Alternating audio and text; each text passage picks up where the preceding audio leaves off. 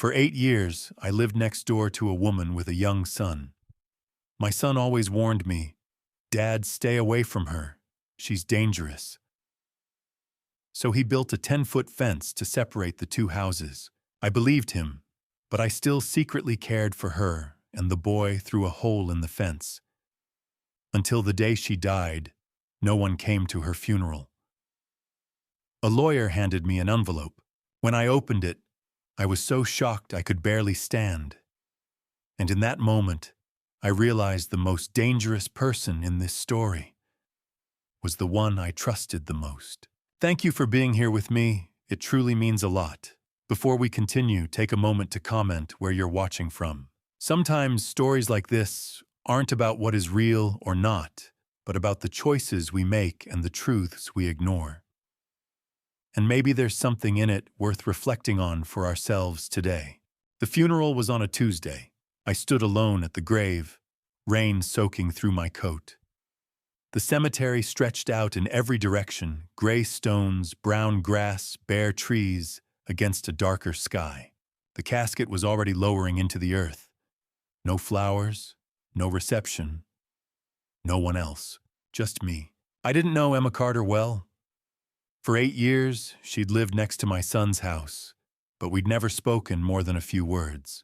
I'd seen her sometimes in the yard hanging laundry or sitting on the porch with a book, a quiet woman, kept to herself.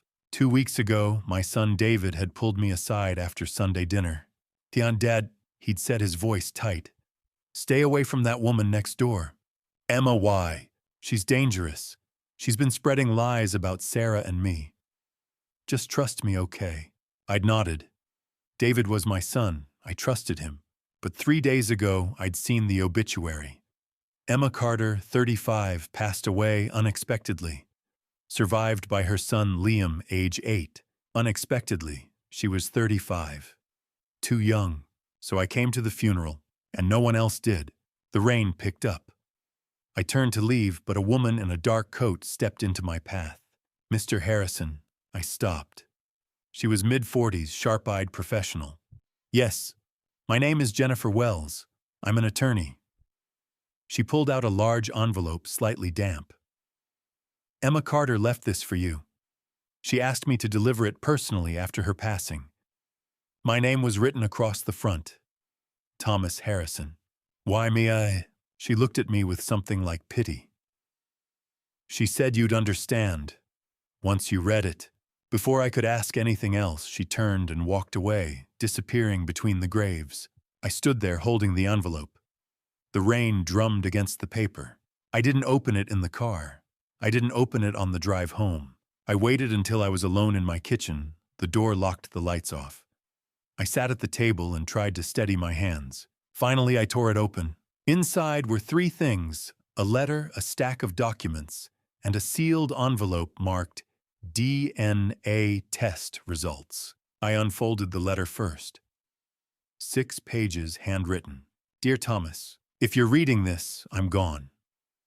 I'm sorry you have to learn the truth like this. But there's no one else I can trust. 10 years ago, I met your son. David was 28. I was 25. We worked together at a marketing firm in Hartford. He was charming, funny, kind. We fell in love. When I told him I was pregnant, everything changed. He stopped returning my calls.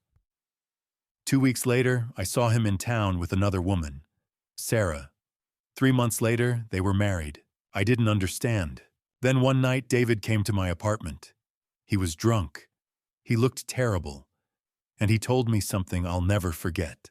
He said, "I can't be a father, not after what I did." He told me that a month before I told him I was pregnant, he'd been out drinking. He'd driven home drunk. And on a dark road near Elm Street, he hit someone. A man. Walking home from work. David said the man flew over the hood, hit the pavement, didn't move, and David drove away.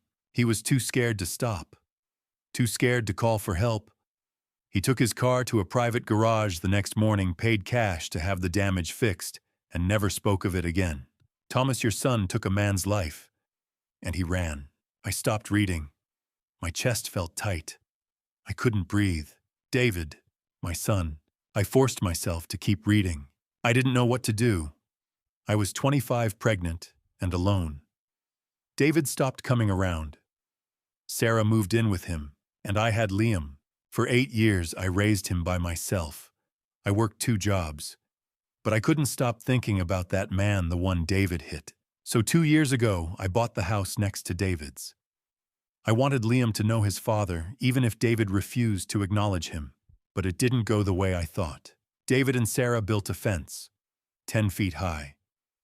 They filed legal disputes against me. Noise complaints, property lines, anything to make my life harder. Sarah threatened me, more than once. She said if I didn't leave, I'd regret it. And I found out something else. Sarah isn't pregnant. She never was. It's all fake. Thomas, I'm scared. I think they're going to hurt me. I think they're going to make it look like an accident. If something happens to me, please protect my son. His name is Liam. He's 8 years old. He's smart and kind, and he loves to draw. And he's your grandson. There's a DNA test in this envelope. Liam is David's son, which means he's your family.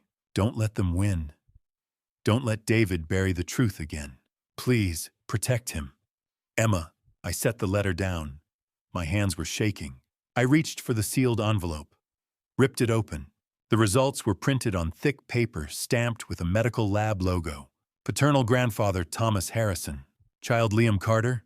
Probability of relationship 99.97%.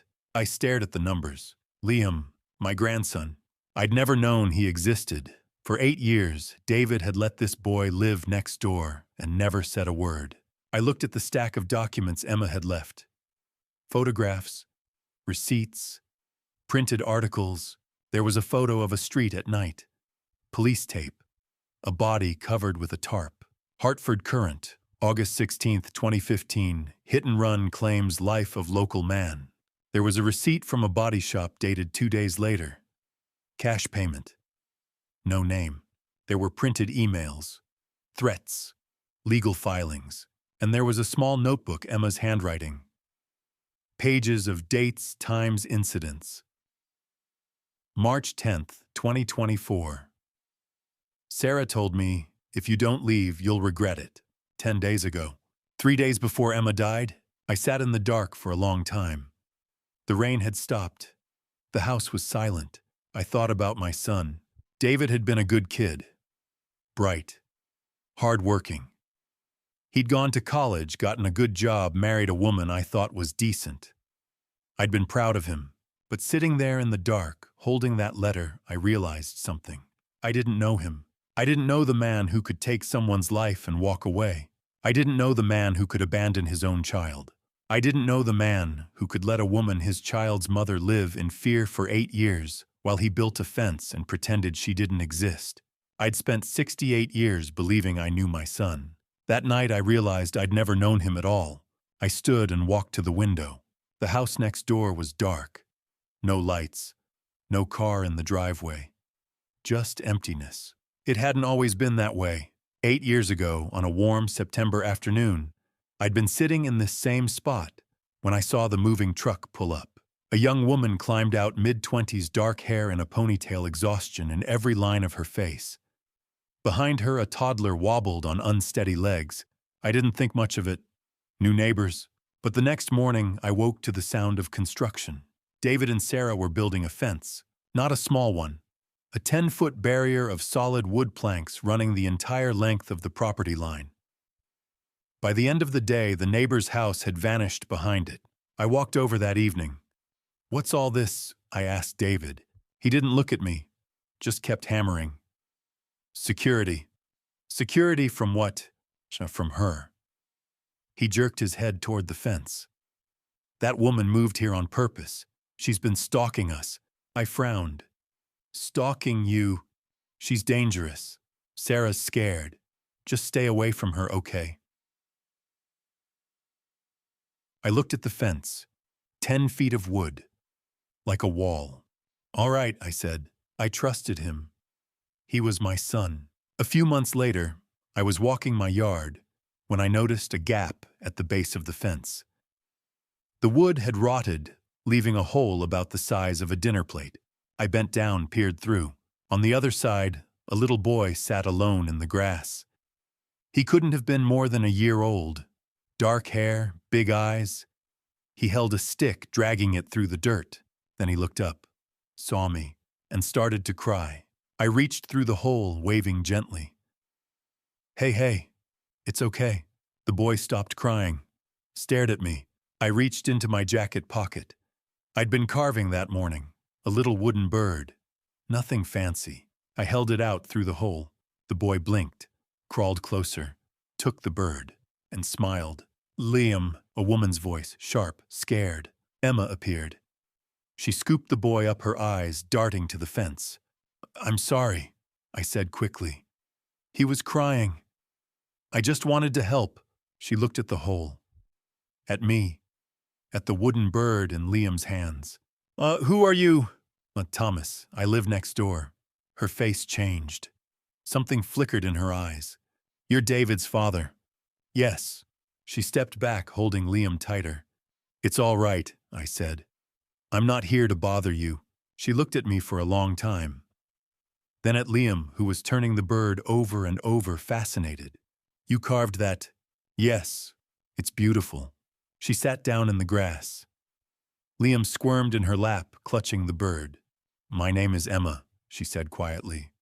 "And this is Liam." "Hello, Liam," I said. The boy smiled again. After that I came back. Not every day. Just once or twice a week. I'd kneel by the hole and Liam would be there waiting. I brought him things. A carved rabbit. A turtle. A horse. He loved them. Emma would sit nearby watching. She never said much, but she didn't stop me. As the months went by, I started reading to him. Children's books I'd kept from when David was small. Liam would press his face close to the hole, listening.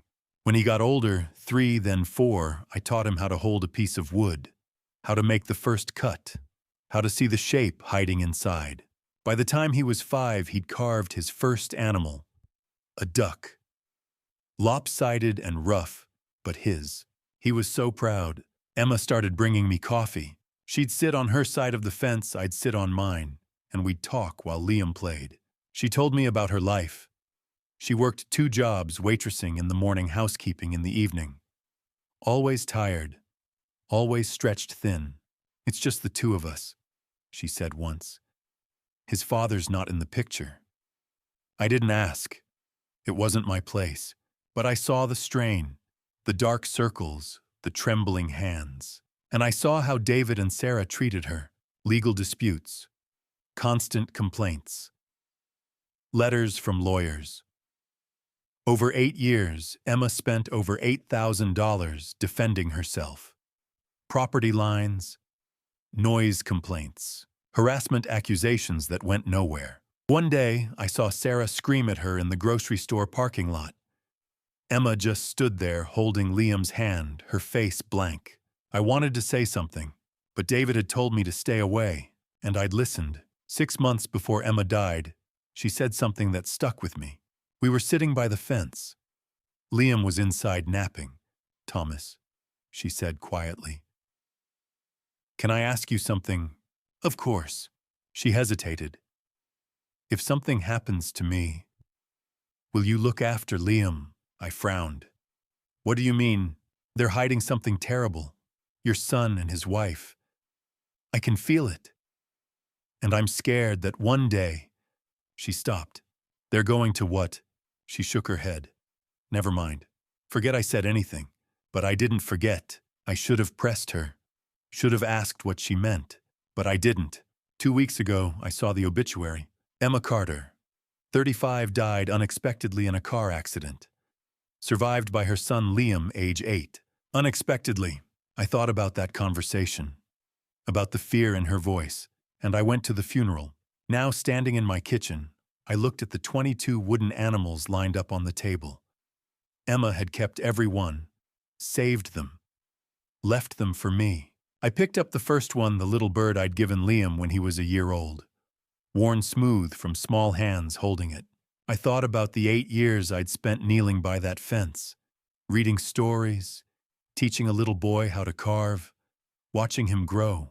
I thought about how David had built that fence to keep them out, but all it had done was create a space where something beautiful could grow in secret.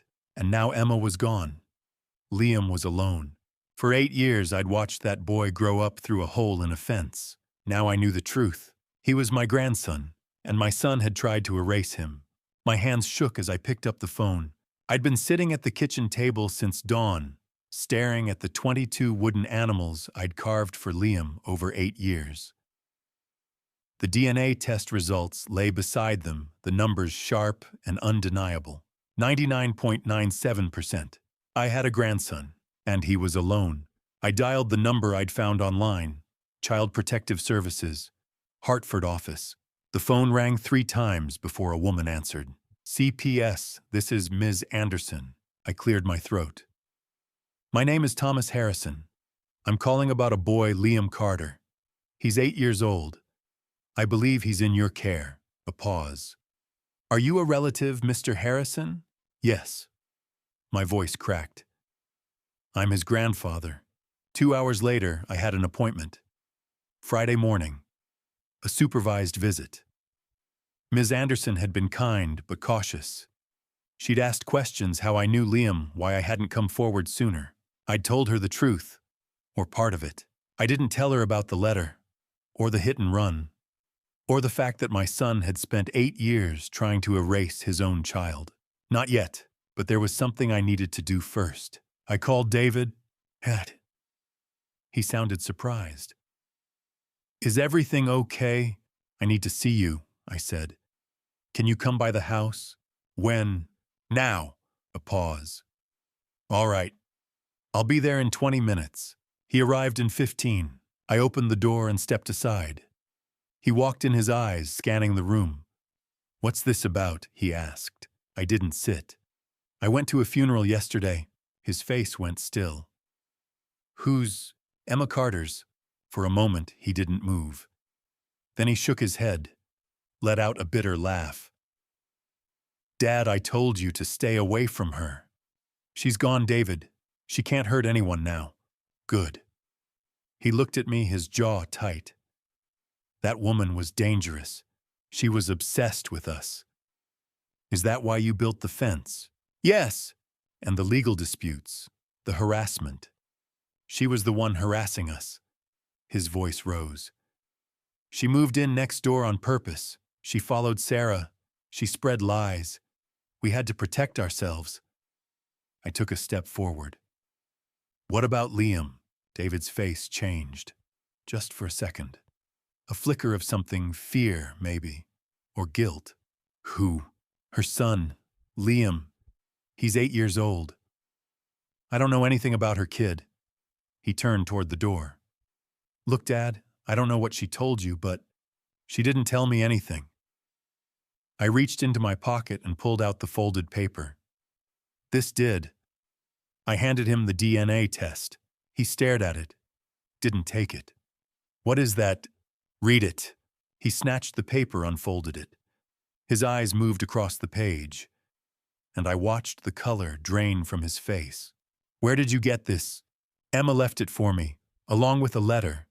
He looked up. A letter. Yes. What did it say? That you're Liam's father. That you abandoned him. That you... I stopped, my throat tight. That you took a man's life in 2015 and ran. David's hands clenched. The paper crumpled in his fist. She lied. Did she? Yes. His voice was louder now. She was crazy, Dad. She made all of it up. Those tests can be faked. It's from a medical lab, court certified. I don't care. He threw the paper on the floor. She was a liar, a stalker, and now she's trying to ruin me from beyond the grave. I bent down, picked up the paper. What happened in 2015, David? He went very still. What are you talking about? The hit and run, Elm Street, August 15th? I don't know what you're talking about. Emma said you told her, that you were drunk, that you hit someone and drove away." She lied. "Did you?" His face twisted. "You're really going to believe her over me, your own son? I'm asking you to tell me the truth." "I am telling you the truth." He stepped closer, his eyes hard. "That woman spread lies about me for 8 years. She tried to destroy my marriage, my career, my life, and now you're going to let her poison you against me. David, if you believe her, then you're a traitor." His voice was cold, flat. "You're choosing a stranger over your own blood." I looked at him, at the son I'd raised, the boy I'd taught to ride a bike, to be honest and kind. And I didn't recognize him. "Get out," I said quietly. He stared at me. "What? Get out of my house." He turned and slammed the door behind him. That night I could barely sleep. I got up around midnight, opened the medicine cabinet. My heart pills. I'd been taking them for 5 years, one every night before bed. I shook one into my palm, swallowed it with water. The next morning I woke early. I had things to do. I needed to prepare for the meeting with Ms. Anderson. I needed to call a lawyer. I showered, dressed, made coffee.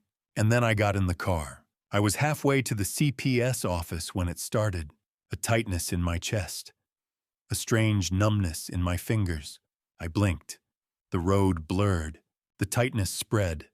My chest felt like it was being crushed. I couldn't breathe. I yanked the wheel to the right, pulled onto the shoulder. But my hands were shaking. My vision doubled, and then everything went dark. When I woke, I was in a hospital bed. Bright lights, beeping machines. A woman in scrubs standing over me. "Mr. Harrison, can you hear me?" I tried to speak. "What happened?" "You collapsed. A passerby called 911. You're at Hartford General." "Am I? You're stable now." She pulled up a chair. "I'm Dr. Hayes. When you came in, we ran a full blood panel.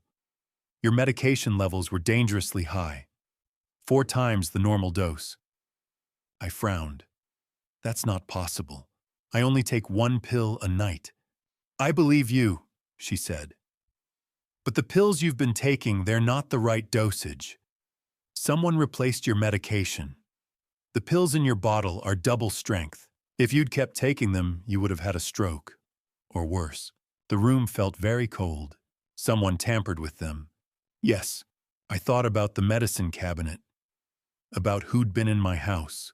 David had come by on Monday, 3 days ago. He'd said he needed to use the bathroom.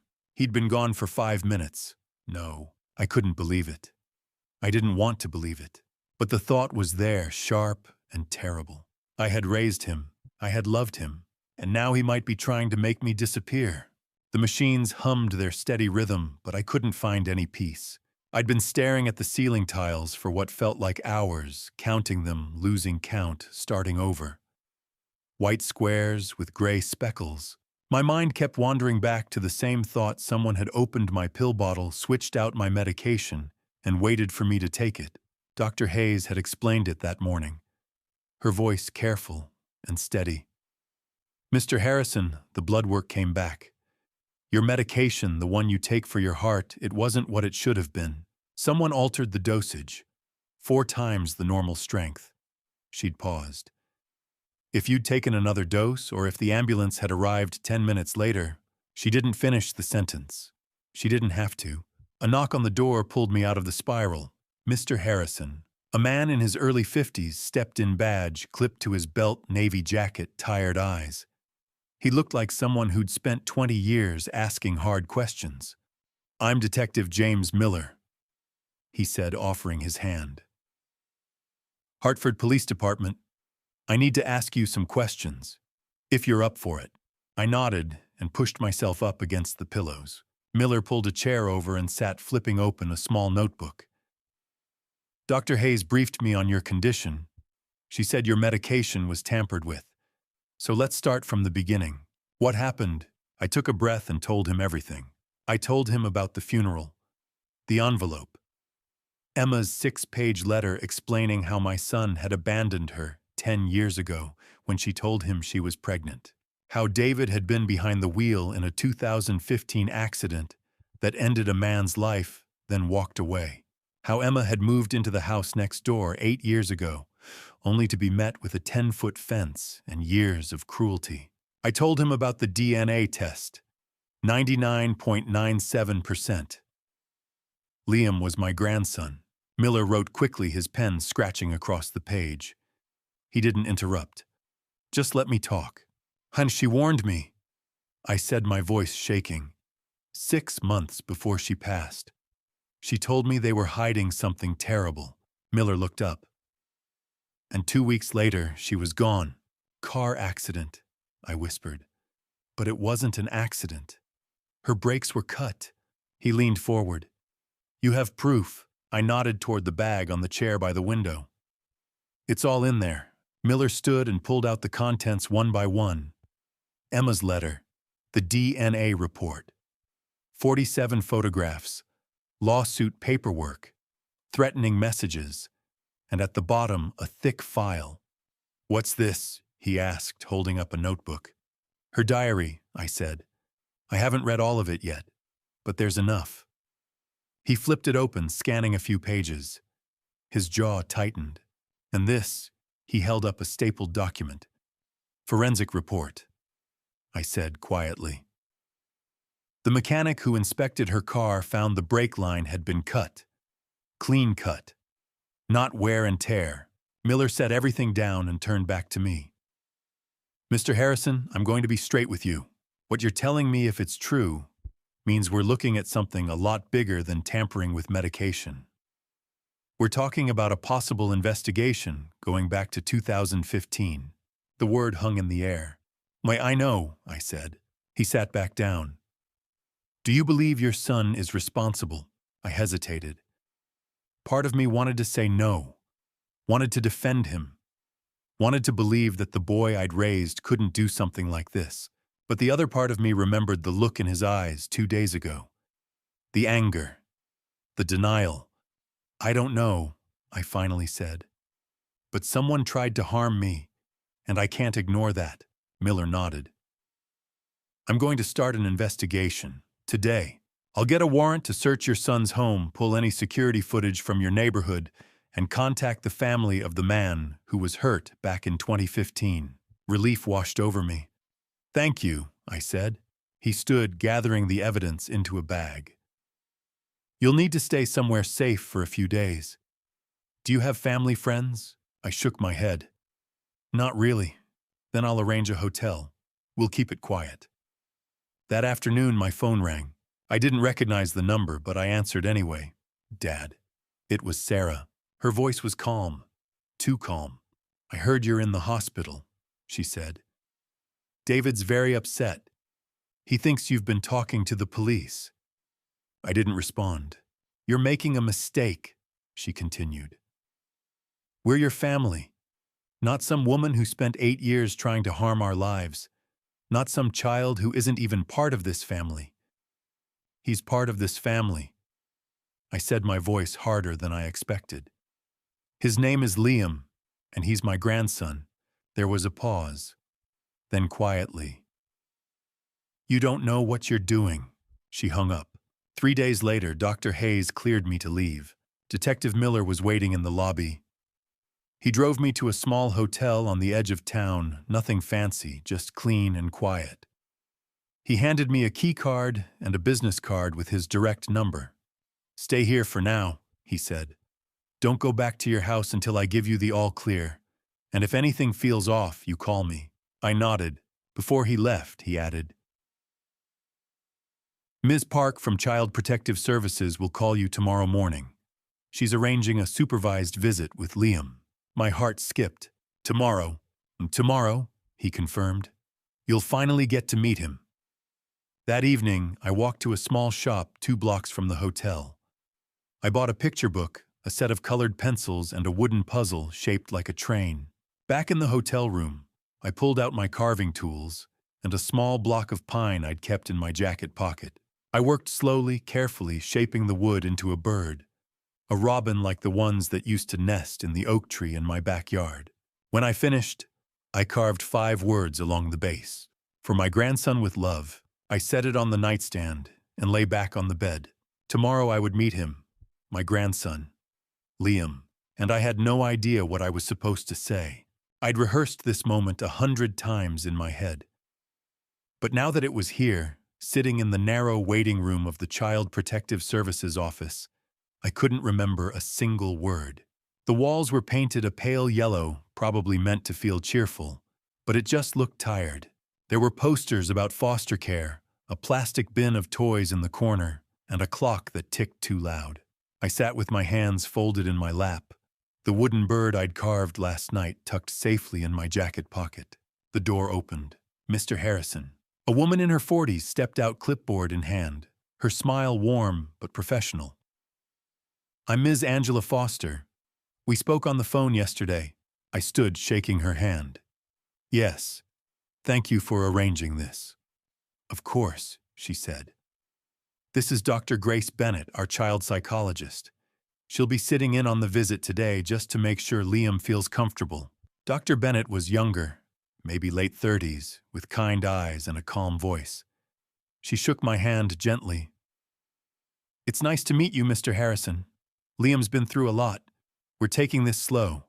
I nodded. "I understand." Ms. Foster glanced toward the hallway. "He's a little nervous, but he knows you're here." My chest tightened. "Can I see him?" She smiled. "Give us just a moment." They disappeared down the hall, and I stood there frozen, staring at the empty doorway. And then he appeared, a small boy with dark curls and Emma's eyes deep brown, wide, full of fear, and something else I couldn't name. Hope, maybe. He stood in the doorway, one hand clutching the strap of a backpack, the other holding a stuffed rabbit that looked like it had been hugged 1,000 times. Ms. Foster knelt beside him, whispering something I couldn't hear. Liam nodded, then took a small step forward. I knelt down too, so we were at the same height. "Hi," I said softly. I'm your grandfather." He stared at me for a long moment, his little face serious. Then quietly he asked, "Are you the man who gave me the wooden birds?" My throat went tight. I nodded. "Yes, that was me." His eyes lit up just a flicker, but it was there. I reached into my jacket and pulled out the robin I'd carved the night before. "I made this one for you, too." Liam stepped closer, reaching out with both hands. He held the bird like it was made of glass, turning it over, running his small fingers along the wings, and then he started to cry. Not loud, just soft, shaky breaths, tears streaming down his cheeks.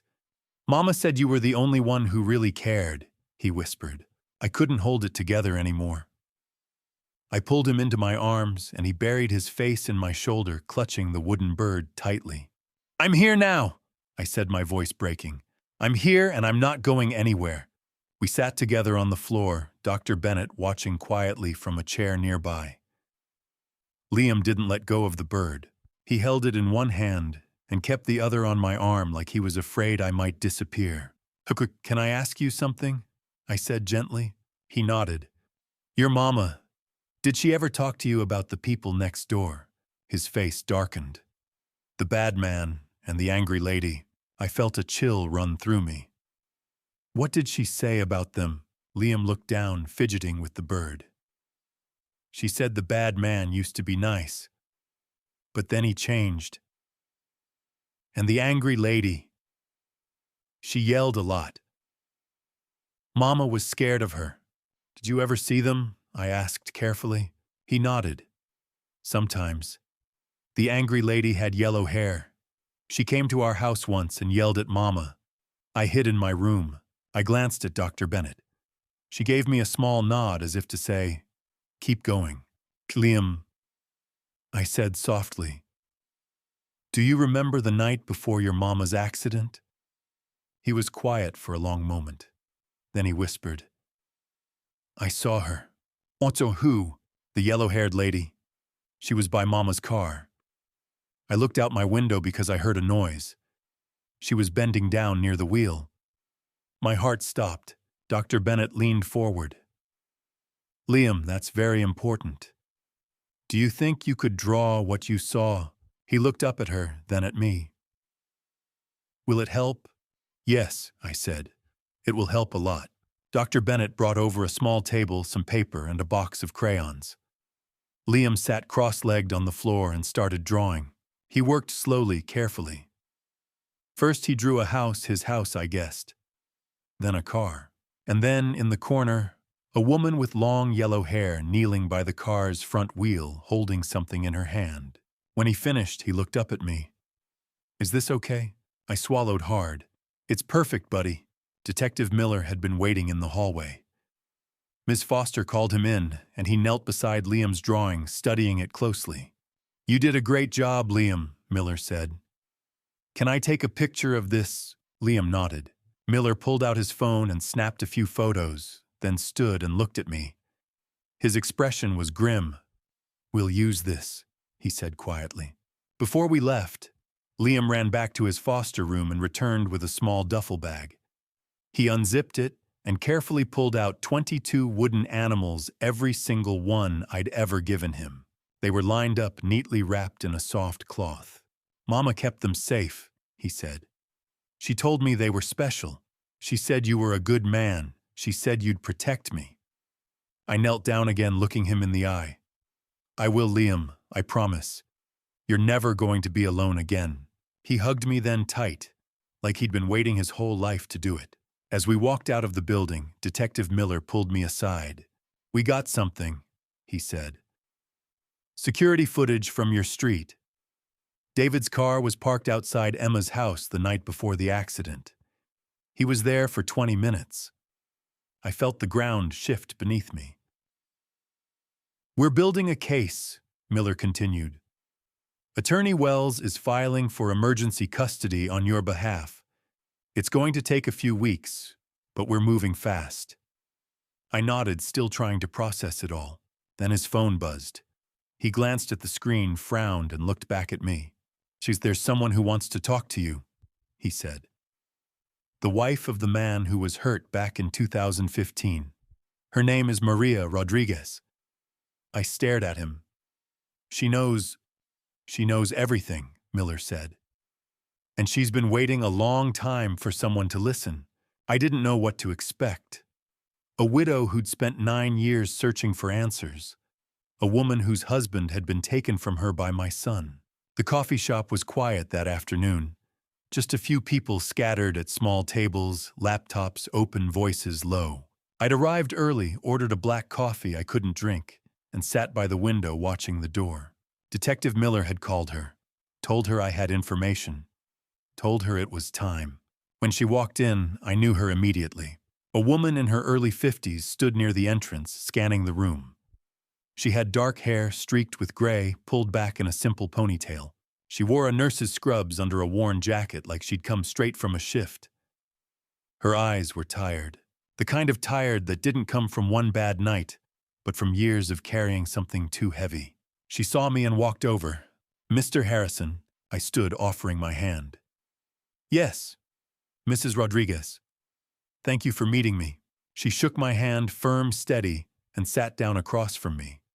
She didn't smile, didn't make small talk, just folded her hands on the table and looked me straight in the eye. Detective Miller said you have information about the person who hit my husband. I knotted my throat tight. I do, and I'm so sorry it took this long. She studied me for a moment, then leaned back in her chair. Tell me. I took a breath and started from the beginning. I told her about Emma's letter, about David, about the night of August 15th, 2015. Maria's face didn't change as I spoke, but her hands tightened around the edge of the table. You're my husband, Michael, she said quietly when I'd finished. He was 42, an electrical engineer, a good man, a good father. Her voice cracked just a little. We had 3 kids. Our oldest was 15. Our daughter was 12. Our youngest was only 8. She paused, swallowing hard. Michael was walking home from a late shift. It was only 6 blocks. He always walked when the weather was nice. She looked out the window, her eyes distant. Someone hit him at the intersection of Elm and Maple. hit him and drove away. The police found him an hour later. He was already gone. I felt like I couldn't breathe. They searched for weeks, she continued. Looked for witnesses, checked cameras, but there was nothing. No leads, no suspects, just a hit-and-run case that went cold. She looked back at me, and I saw the weight of 9 years in her eyes. I knew someone out there knew the truth. I knew someone was walking around living their life pretending it didn't happen. And I prayed every single day that someone would come forward, that someone would tell me who took my husband from me. Her voice broke. And now you're here. I reached into my bag and pulled out a folder. My hands were shaking. This is a copy of Emma's letter, I said, sliding it across the table. She wrote about a conversation she had with my son in 2016. He told her what happened that night. He said he'd been drinking. He said he hit someone and panicked, and he drove away. Maria read the letter slowly, her lips pressed into a thin line. When she finished, she set it down and stared at it for a long moment. He told her, she whispered. He told her, and she kept it secret. She was scared, I said. Scared of what he might do, scared for her son. But she kept records. She kept everything. I pulled out the second document, a receipt from a private garage dated August 16, 2015. The day after Michael was hit. David had his car repaired the next morning, I said. Front bumper damage, headlight replaced. He paid cash. Maria stared at the receipt, her hands trembling now. "Hi, this is it," she said, her voice barely audible. "This is proof." I nodded. Detective Miller is using it to build a case. But he needs witnesses. People who can testify about the impact. About what David took from you and your family. Maria looked up at me, tears streaming down her face now. "My oldest son had to drop out of college," she said. "He got a job at a warehouse to help me pay the bills. He was supposed to be an architect. Now he works 60-hour weeks just to keep us afloat." She wiped her eyes with the back of her hand. "My daughter, she couldn't handle it. She fell into a depression. She tried to hurt herself. Twice. She's better now, but she's still struggling. She's 21, and she's already been through more than most people go through in a lifetime." Her voice shook. "And my youngest, he's 17 now. He never got to meet his father. He doesn't remember him. All he has are stories and photographs." I felt the guilt crash over me like a wave. "I'm so sorry," I said, my voice breaking. "I'm so sorry for what my son did, for what he took from you." Maria reached across the table and took my hand. "You're not him," she said firmly. "You're not responsible for what he did." "But I should have known," I said. "I should have paid more attention. If I'd seen the signs, if I'd asked the right questions back in 2015, maybe I could have stopped him. Maybe I could have brought him to justice before he hurt anyone else." Maria squeezed my hand. You didn't know," she said. "And now you're doing the right thing. That's what matters." She pulled out her phone and made 3 calls, one to each of her children. I listened as she explained what I'd told her. Her voice was steady, now determined. When she hung up, she looked at me. "They want to testify," she said. "All 3 of them. They want justice." I nodded, relief flooding through me. "Your son took my husband," she said, her voice hard now. "He destroyed my family. He let us suffer for 9 years while he went on with his life. I won't let him destroy your family too. I won't let him hurt anyone else." My phone buzzed. A text from Detective Miller. "Search warrant approved. Executing tomorrow morning at 6 a.m. Stay at the hotel. Do not go home." I showed Maria the message. "They're going to arrest him?" she asked. They're going to try," I said. "But Miller warned me David and Sarah might run. Or they might do something desperate." Maria's jaw tightened. "Then we have to move fast." As we stood to leave, she took my hand again. "Mr. Harrison," she said, "I've spent 9 years hating the person who did this. Hating them without a name, without a face. And now I know. And I know it's your son. I can't imagine how hard that is for you. I couldn't speak. But we're going to stop him, she said, her voice fierce. Together, we're going to make sure he doesn't hurt anyone else. We're going to get justice. For Michael. For Emma. For Liam.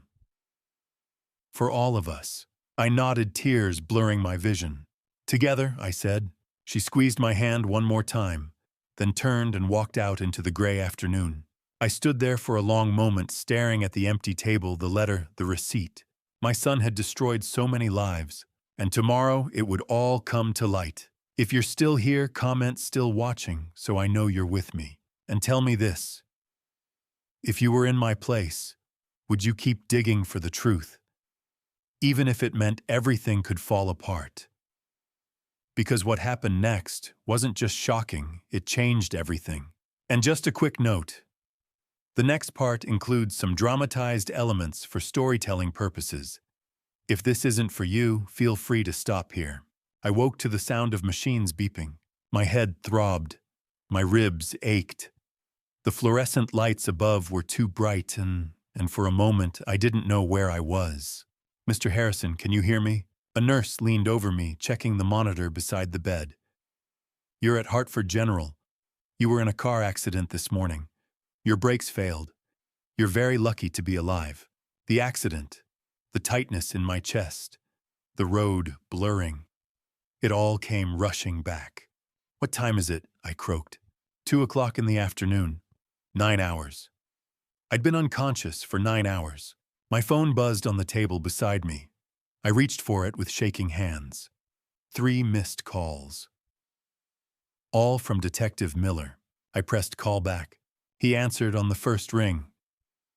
Mr. Harrison. Thank God. I've been trying to reach you all morning. I was in an accident. I said, my voice still hoarse. My brakes. I know. His voice was grim. We'll talk about that later. But right now, I need you to see something. It happened this morning while you were in the ER. I'm sending you a video. A moment later, my phone buzzed. A video file. I tapped it. The screen filled with body cam footage. Pre-dawn darkness. A residential street. And then SWAT officers storming a house. David and Sarah's house. Hartford police search warrant opened the door. The door splintered. Officers flooded inside, weapons drawn, voices shouting commands. And there in the living room was my son. David stood in his pajamas. Hands raised, his face pale with shock.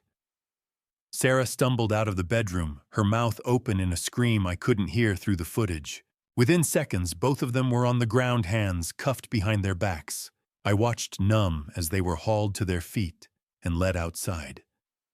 David's eyes darted left and right, searching for an escape that didn't exist.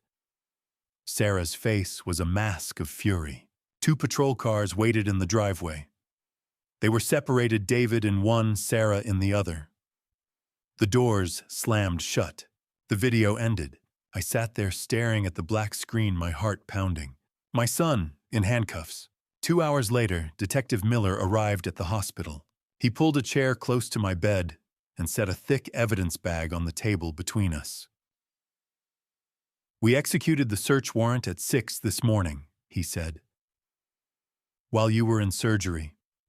We seized computers, phones, financial records, and a few other things I need to show you. He reached into the bag and pulled out a laptop, Sarah's, judging by the floral sticker on the cover.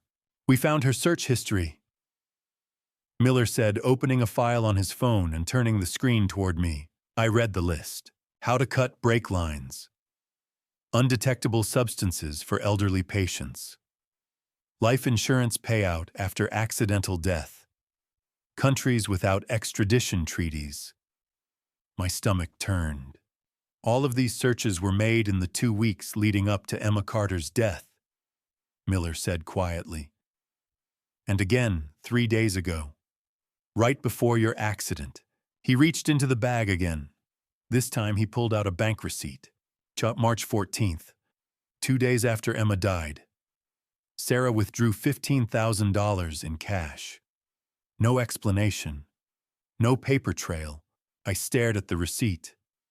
The date. The amount. And this? Miller continued pulling out 2 passports and a printed itinerary. We found these in a suitcase under their bed. 2 tickets to Mexico. Departure date March 28th, 4 days from now. I looked at him. They were going to run. Yes. He reached into the bag one last time and pulled out something I didn't expect. 6 objects. Soft, fabric, shaped like pregnancy belly inserts, Miller said. Increasing sizes. We found them in Sarah's dresser. I stared at them, my mind reeling. We pulled her medical records, Miller continued. She had a termination procedure 2 years ago, but there's no record of any prenatal visits, no OB appointments, no ultrasounds, nothing. She faked it, I whispered. Yes, for over a year. We're still trying to figure out why. But our theory is that she used the fake pregnancy to create a picture of a stable, happy family and to pressure Emma, to make it look like Emma was harassing a pregnant woman. I closed my eyes. The room felt like it was spinning, all of it. The fence, the lawsuits, the threats, the fake pregnancy. It had all been a lie. That evening, Miller arranged a video call. I didn't want to do it, but he insisted. He's asking for you, Miller said. And frankly, we need to see how he reacts. They set up a tablet on a stand beside my hospital bed. On the screen, a small room, gray walls, a metal table, and my son. David sat in an orange jumpsuit, his hands cuffed to the table. His face was drawn, his eyes red and swollen. When he saw me, he started to cry. He choked out. Dad, please. You have to believe me. I didn't do this. I didn't hurt Emma. I didn't touch your pills. This is all Sarah. She did everything. I didn't even know. I said nothing. Please, he begged. I made mistakes. I know I did. But I never wanted anyone to get hurt. You have to believe me. I leaned forward, my voice cold. What about 2015, David? He froze. See the man you hit. The man you left on the side of the road. Did you want him to get hurt? His face crumpled. That was an accident.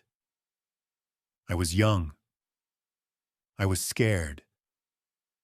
I didn't know what to do. You knew enough to run, Dad. And what about Liam? I said, my voice rising. Your son. You abandoned him for 8 years. You built a fence to keep him out. You let Sarah terrorize his mother. And now she's gone. David shook his head, tears streaming down his face. I'm sorry. I'm so sorry. I didn't. You're not sorry, I said. You're just sorry you got caught. I reached over and closed the laptop. The bail hearing was held the next afternoon. I didn't attend. But Miller called me with the results. Bail denied, he said. For both of them. Judge said they're flight risks.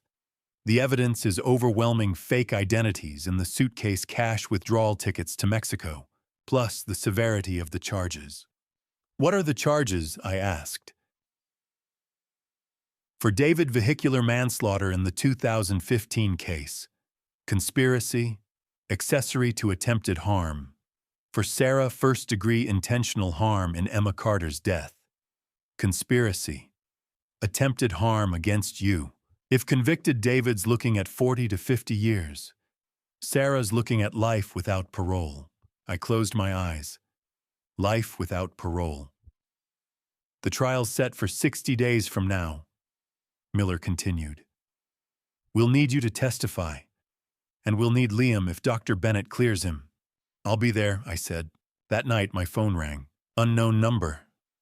I almost didn't answer, but something made me pick up. Hello, heavy breathing, then a voice. Low, cold. You think you've won, David said, but you haven't. You have no idea what you've done. You've destroyed this family. You've destroyed me. And for what? A woman who was nothing. A kid who doesn't even know you. My hands tightened around the phone. When I get out of here, he continued, his voice shaking with rage. You're going to regret this. I swear to God you're going to. I hung up. My hands were trembling. I set the phone down on the table and stared at it, half expecting it to ring again. But it didn't. A moment later, Detective Miller called. We found something in Sarah's car, he said, his voice urgent. You need to see this. Right now. What is it? I can't explain over the phone. I'm coming to the hospital. Don't go anywhere. He hung up. I sat there in the dark hospital room, my heart pounding, waiting for whatever nightmare was coming next. She looked so much like Emma, it hurt. Same dark hair, same sharp eyes, same way of tilting her head when she was thinking. But where Emma had been soft and warm, Rachel was all sharp edges, tailored blazer designer bag heels that clicked on the coffee shop floor like a countdown. We'd agreed to meet the morning after her phone call. I'd barely slept. Again. She sat down across from me, folding her hands on the table, and for a moment, neither of us spoke. Thank you for meeting me, she said finally. Her voice was calm, controlled, professional. You said we needed to talk about Liam, I said. She nodded. I did. But first I need to explain something. Emma and we hadn't spoken in 10 years. I frowned. 10 years. We had a fight, Rachel said quietly. When she told me she was pregnant. I was 22, fresh out of college, and I thought I knew everything. I told her she should terminate the pregnancy, that she was too young, that David wasn't going to come back, that she was ruining her life. She looked down at her hands. She told me I didn't understand, that she was keeping the baby. And then she stopped answering my calls, stopped replying to my emails. She cut me out completely. Her voice cracked just a little. I didn't know she'd moved to Hartford. I didn't know about the harassment. I didn't know about any of it until I saw the news 2 days ago. She looked up at me, her eyes shining with tears she was trying hard not to shed. Had I spent 10 years being angry at her, she said. And now she's gone, and I can't apologize. I can't tell her I was wrong. I didn't know what to say, but I can do something for her son. Rachel continued, her voice steadying. I can give him the life she couldn't. And there it was. I live in San Francisco, Rachel said, pulling out her phone and showing me photos. A beautiful house with bay windows and a manicured lawn, a modern kitchen, a backyard with a swing set. 5 bedrooms, she said. Good schools nearby. My husband Marcus is a software engineer. We're financially stable. Very stable. She swiped to another photo, a smiling man with kind eyes holding a golden retriever. We've been trying to have children for 3 years, she said quietly. It hasn't worked out. But we have room. We have resources. And Liam is family. She looked at me. I make $320,000 a year, Mr. Harrison. I can give him private tutors, music lessons, summer camps, college funds. I can give him opportunities Emma never had. I felt my chest tighten. Emma named me in her will, I said. She wanted me to raise him. Rachel leaned back, her expression softening. I read the will. But with all due respect, Mr. Harrison, Emma wrote that will when she was desperate. She didn't know I'd come back. She didn't know I'd want to help. She knew exactly what she was doing. I said, my voice firmer now. She chose me. Not because I have money, not because I have a big house, but because I was there. For 8 years, I was the only person who cared about that boy. Rachel's jaw tightened. And I respect that. I do. But Liam needs more than sentiment. He needs stability. He needs a future. He needs love, I said. And you think a 68-year-old man can give him that better than I can? Rachel shot back. The words hung in the air like a slap. I took a breath, trying to keep my voice steady. Because Emma didn't want him living in a gilded cage, I said. She didn't want him to have tutors and summer camps and a big house. She wanted him to feel safe. She wanted him to be loved. And she trusted me to do that. Rachel stared at me for a long moment. Then she stood, reaching into her bag and pulling out a business card. "I've hired an attorney," she said. "I'm filing for custody. I'm sorry, Mr. Harrison. I know this isn't easy, but I'm not walking away from my nephew." She set the card on the table and walked out. I called Attorney Wells as soon as I got back to the hotel. "She's serious," Wells said after I explained. "Rachel Carter. I looked her up. Marketing director at a major tech firm. No criminal record. Married, financially sound. Can she win?" I asked. Wells hesitated. "In a custody case, the court looks at what's in the best interest of the child. Rachel has advantages: age, income, a two-parent home. But you have advantages too. Emma's will, your relationship with Liam, the fact that he already knows you and trusts you. So what happens now?" "Family court hearing," Wells said. "5 days from now. You'll both present your case. A judge will decide." I closed my eyes. "5 days, Mr. Harrison," Wells said gently. "This is going to be hard, but we have a strong case. Don't lose hope." The bail hearing was that afternoon. I sat in the back of the courtroom with Maria Rodriguez beside me. David and Sarah were brought in separately, both in orange jumpsuits, hands cuffed. David looked broken. Sarah looked defiant. Judge Elena Alvarez, a stern woman in her mid-50s, reviewed the charges with cold precision. "The defendants are charged with vehicular manslaughter, conspiracy, evidence tampering, and 2 counts of attempted harm," she said. "The state has requested that both be held without bail due to flight risk." David's attorney stood. "Your Honor, my client has deep ties to the community." "Your client had tickets to Mexico dated 3 days from now," Judge Alvarez interrupted. "Packed bags, $15,000 in cash. I'd say that's a pretty clear indication of flight risk." The attorney sat down. "Bail is denied," the judge said. "Trial is set for 60 days from today." Maria squeezed my hand. Outside the courthouse, reporters swarmed. "Mr. Harrison, do you have a statement?" I stopped, took a breath, and looked directly into the cameras.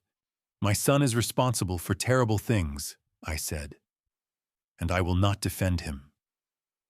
Justice is more important than blood."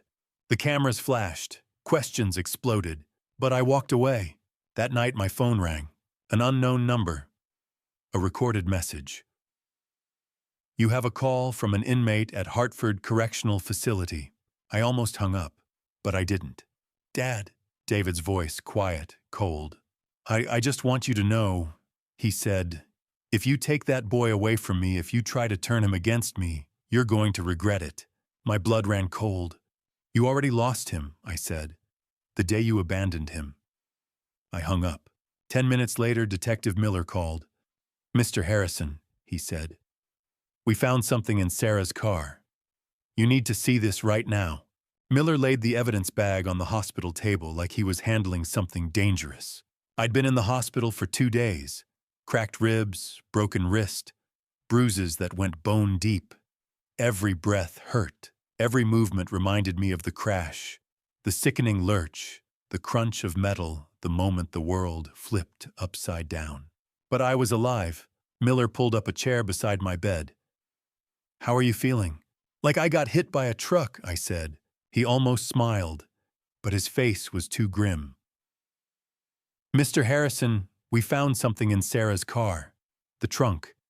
I need you to see this." He opened the bag, carefully laying the contents out one by one on the tray table. A professional brake-cutting kit. Compact, heavy-duty, the kind mechanics use. A pair of rubber gloves, stained with brake fluid. A receipt from an auto parts store. Dated March 9th. $240. Paid in cash. And a phone.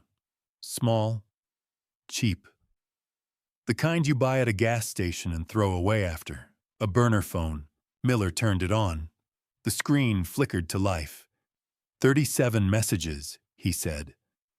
All between Sarah and one contact.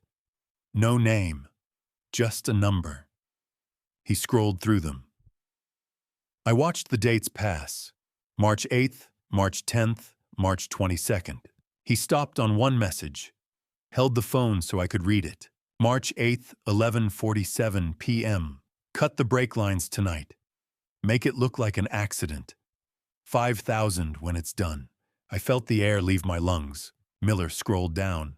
March 22nd, 10:32 p.m. New target, the old man. Same method. Another $5,000. I stared at the screen. The old man. Me. Miller set the phone down. We traced the number. It belongs to a woman named Jessica Burke, 32 years old. Mechanic. Prior record for fraud and petty theft. She did this, I whispered. She did, Miller said. We arrested her yesterday. She confessed. Sarah paid her $2,500 up front. Promised another $2,500 after you were gone. I closed my eyes. The room felt too small, too hot. Jessica cut the brake lines on your car the night of March 22nd. Miller continued. She waited until after dark. Crawled under your car in the hotel parking lot. It took her less than 10 minutes. I thought about that night. I'd been sitting in my room, staring at the ceiling, thinking about Liam, about Emma, about everything that had gone wrong. And outside, someone was sabotaging my car. Why? I asked. My voice cracked. Why did Sarah want me gone? Miller leaned back in his chair. We think there are 2 reasons. One, you knew the truth. You had the letter, the DNA test, the evidence. As long as you were alive, you were a threat. He paused. And 2, money. We found a life insurance policy in David's name. $800,000. You're the beneficiary. If you died before the case went to trial, David would inherit everything. I felt sick. She was going to make it look like an accident, Miller said. Just like Emma. Brake failure, tragic. No one would question it. But I survived, I said. You survived, Miller said, because you're lucky, or stubborn, maybe both. I thought about the crash. About the moment I realized the brakes weren't working. It came back in flashes, sharp, disjointed, terrifying. I'd woken early that morning, March 23rd, just after 5. I couldn't sleep. My ribs still ached from the medication incident 2 weeks earlier, and my mind was spinning with everything Miller had told me the day before. The search warrant. The arrest planned for 6 a.m. I decided to drive to a bakery a few miles away. I needed to clear my head, needed to do something normal. I got in the car, turned the key, pulled out of the hotel parking lot. The roads were empty, dark. The sun hadn't come up yet. I drove for 10 minutes, winding through quiet streets, and then I hit the hill. It wasn't steep, just a long, gradual slope that led down toward the main road. I'd driven it a dozen times. I pressed the brake as I started the descent. Nothing. I pressed again, harder. The pedal went straight to the floor. No resistance, no friction, just empty air. My heart stopped. The car picked up speed, 30 miles an hour, 40, 50. I yanked the emergency brake. It snapped off in my hand.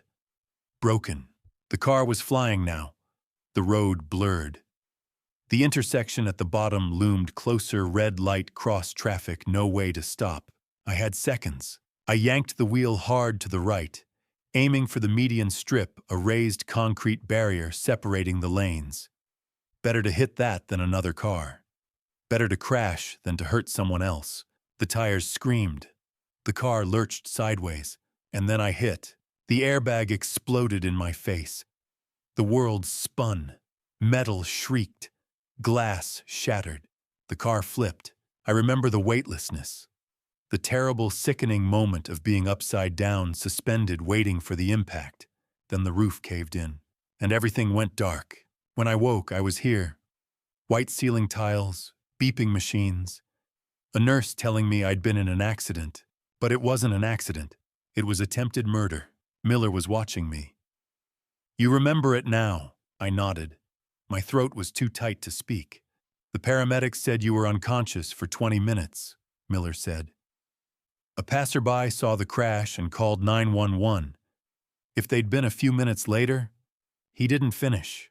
I called your lawyer. I said, my voice hoarse. I want them to get the maximum sentence. Life, no parole. Miller nodded. We're pushing for it.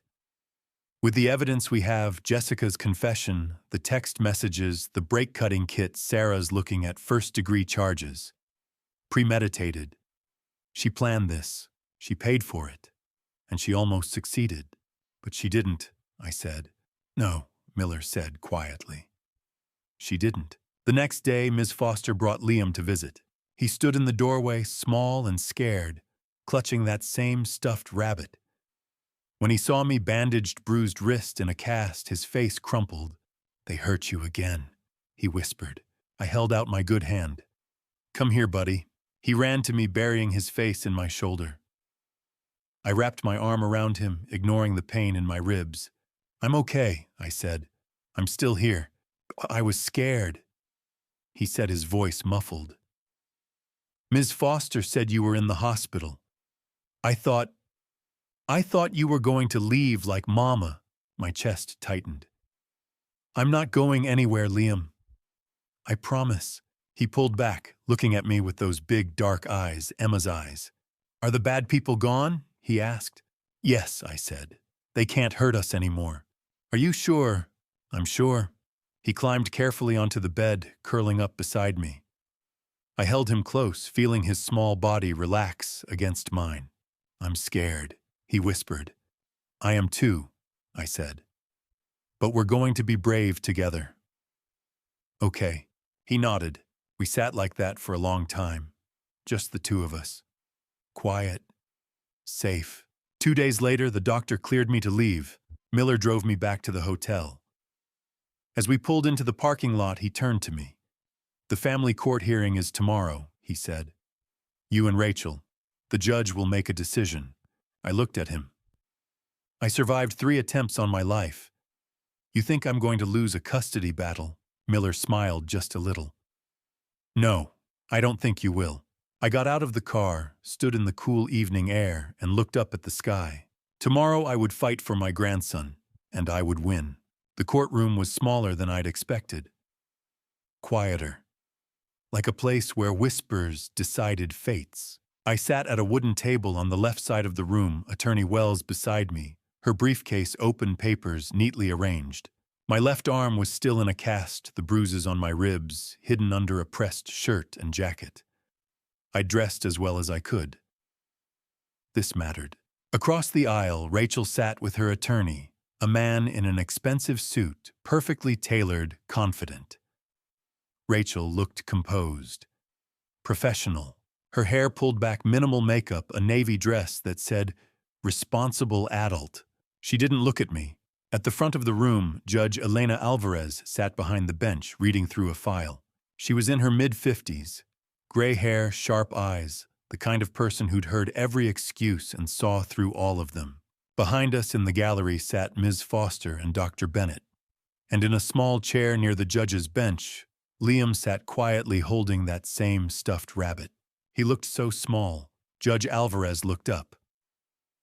We're here today to determine custody of Liam Carter, age 8. Mr. Harrison, Ms. Carter, both of you are seeking full custody. I've reviewed the filings. Let's begin. She nodded to Rachel's attorney.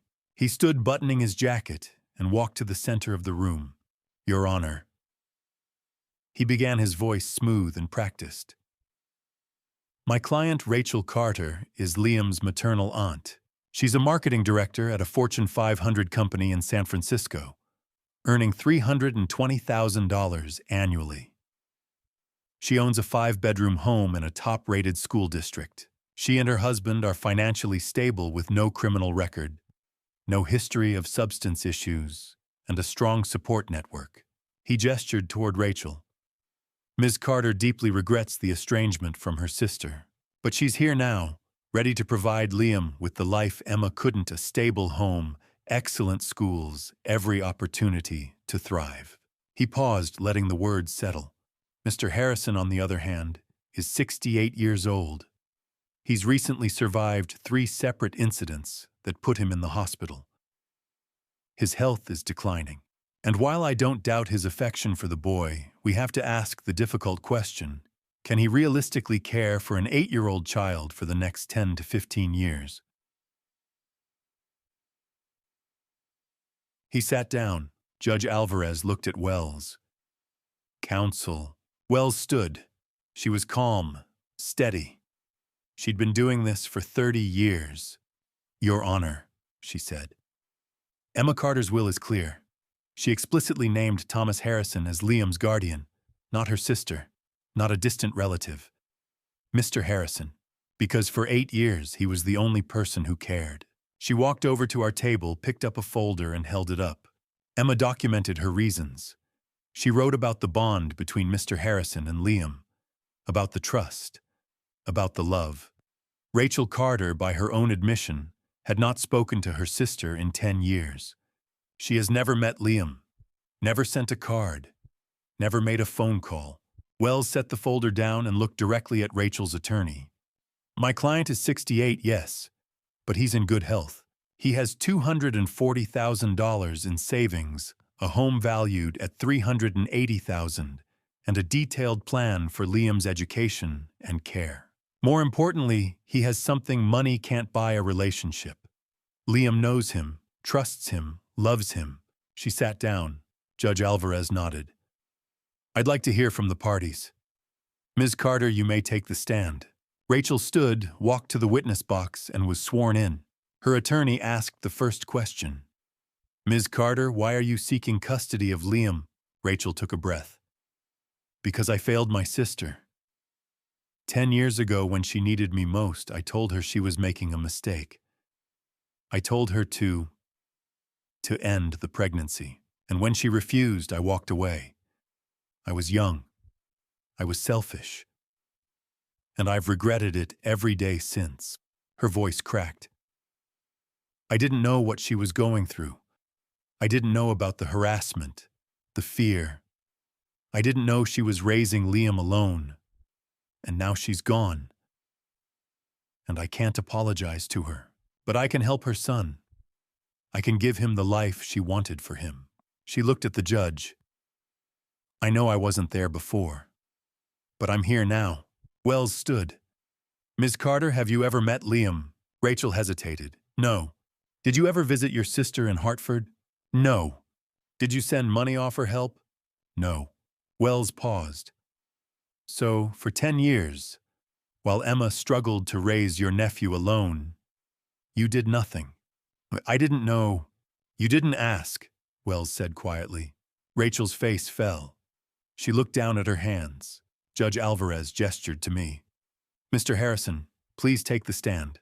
I stood, walked to the witness box, and was sworn in. Wells approached. Mr. Harrison, how long have you known Liam? 8 years, I said, since he was a baby. How did you meet him? I took a breath. There was a hole in the fence, between my yard and Emma's. I saw him through it one day. He was crying. So I gave him a wooden bird I'd carved. And after that, I kept coming back, 2-3 times a week. I'd bring him little animals I'd made. I'd read to him. When he got older, I taught him how to carve. Did you know he was your grandson? Not at first. But Emma told me about 6 months before she passed. She did a DNA test. 99.97% match. Wells held up a photo. Is this the fence? I looked at it. The 10-foot wall David had built. The small gap at the bottom. Yes. And these... She held up a bag containing 22 wooden animals. Those are the ones I gave him. Emma kept them. All of them. Why do you think she kept them? I felt my throat tighten. Because they meant something. To her.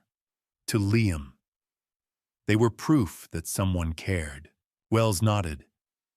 Mr. Harrison, why do you want custody of Liam? Because I love him, I said simply. I've watched him grow up. I've been there for him when no one else was. And Emma trusted me to take care of him. I'm not going to let her down. Rachel's attorney stood. Mr. Harrison, you're 68 years old. You've been hospitalized 3 times in the past month. What happens if you get sick? What happens if you pass away? I looked at him. Then at least he'll know he was loved. And that's worth more than all the money in the world. The courtroom was silent. Judge Alvarez leaned forward. I'd like to speak with Liam. Ms. Foster brought him to the stand. He looked terrified. The judge smiled gently. Hi, Liam. I'm Judge Alvarez. You're not in trouble, okay? I just want to ask you one question. He nodded. Who do you want to live with? Liam looked at me, then at Rachel, then back at the judge. Grandpa, he said quietly. He's my family. Rachel's face crumpled. She covered her mouth with her hand, tears streaming down her face. Judge Alvarez nodded. Thank you, Liam. You can sit down. Rachel stood suddenly. Your Honor, I'd like to withdraw my petition. The room went still. Ms. Carter, her attorney, began. No, she said firmly. She looked at the judge. Emma chose Mr. Harrison for a reason. I see that now. I won't take that away from Liam. She turned to Liam, her voice breaking. I'm so sorry. I'm sorry I wasn't there for your mom. But I'm here now. Not to take you away. Just to be your aunt. If you'll let me. Liam looked at me. I nodded. He looked back at Rachel. Okay, Judge Alvarez took a breath. Very well. In light of Ms. Carter's withdrawal and based on the evidence presented, I grant full custody of Liam Carter to Thomas Harrison. Rachel Carter is granted visitation rights to be arranged at Mr. Harrison's discretion. She tapped her gavel. This hearing is adjourned. Liam ran to me. I caught him with my good arm, holding him tight. I get to stay with you, he said, his voice muffled against my shoulder. Forever, I said. Rachel walked over. She held out her hand. Thank you, she said, for loving him. I shook her hand. You're welcome to visit. Anytime. She nodded, wiping her eyes. I'd like that. Outside the courthouse, my phone rang. Detective Miller. Mr. Harrison, he said. The trial starts in 4 weeks. David and Sarah. Are you ready? I looked down at Liam, holding my hand. Yes, I said. I'm ready. The first week Liam moved in, I turned the spare bedroom into his room. New bed. Bookshelf. A desk by the window where the light was good. I hung a framed photo of Emma on the wall, one I'd found in the envelope she'd left me. She was smiling, holding a baby Liam, her eyes tired but full of love. And on the shelf, I placed all 22 wooden animals. Liam stood in the doorway holding his backpack, looking around like he couldn't believe it was real. This is yours, I said, for as long as you want it. He set his backpack down carefully. Then he unzipped it and pulled out a notebook, 100 pages, spiral-bound edges worn, filled with Emma's handwriting. Mama said to give this to you, he said quietly. I took it, my hands shaking. What is it? Her diary. I looked down at the cover. No title. Just Emma's name in the corner written in faded ink. She wrote in it every night, Liam said. She said if something happened to her, you'd need it. I sat down on the edge of the bed. Thank you, buddy. He nodded and left the room.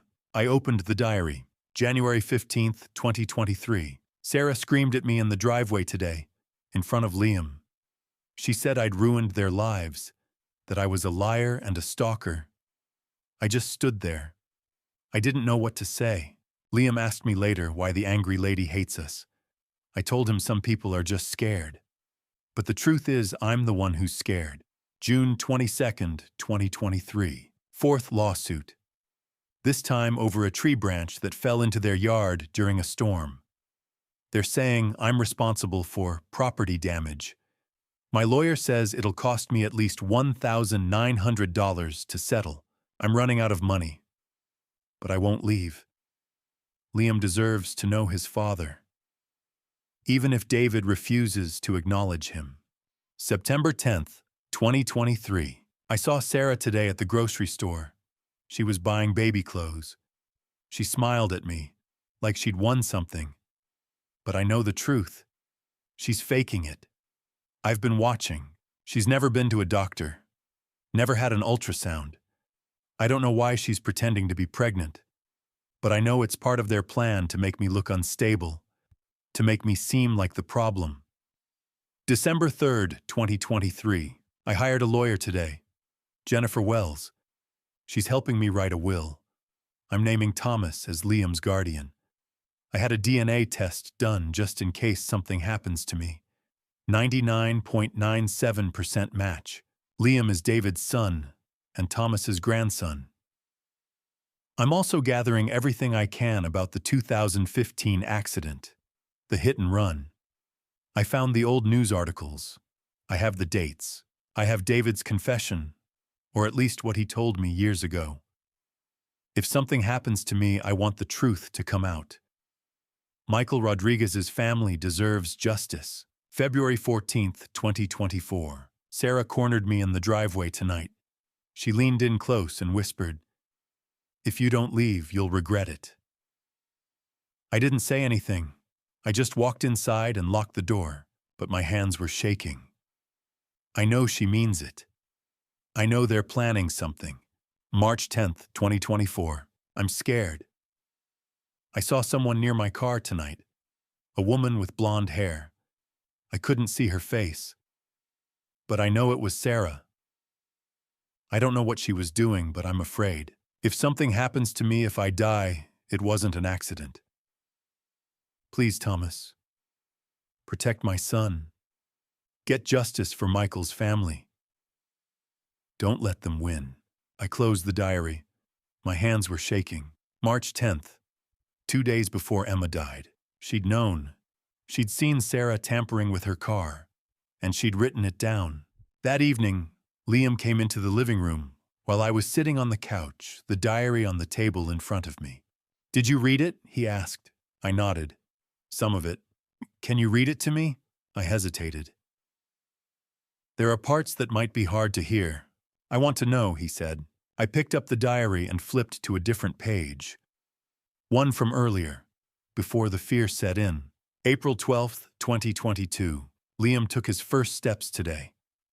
3 wobbly steps from the couch to the coffee table. He was so proud of himself. He clapped his hands and laughed. I cried. I wish his father could see this. But if David won't be here, I'm grateful Thomas is. He brought Liam a wooden turtle today. Liam carried it around all afternoon. I read it aloud. Liam smiled. "Mama wrote a lot about you," he said. She did," he nodded. "She said you were the only one who cared." I felt my throat tighten. "Your mama was very brave, Liam. She knew there were people who wanted to hurt her, but she wasn't afraid. Because she loved you." Did she know she was going to die? I looked at him. His eyes were so much like Emma's.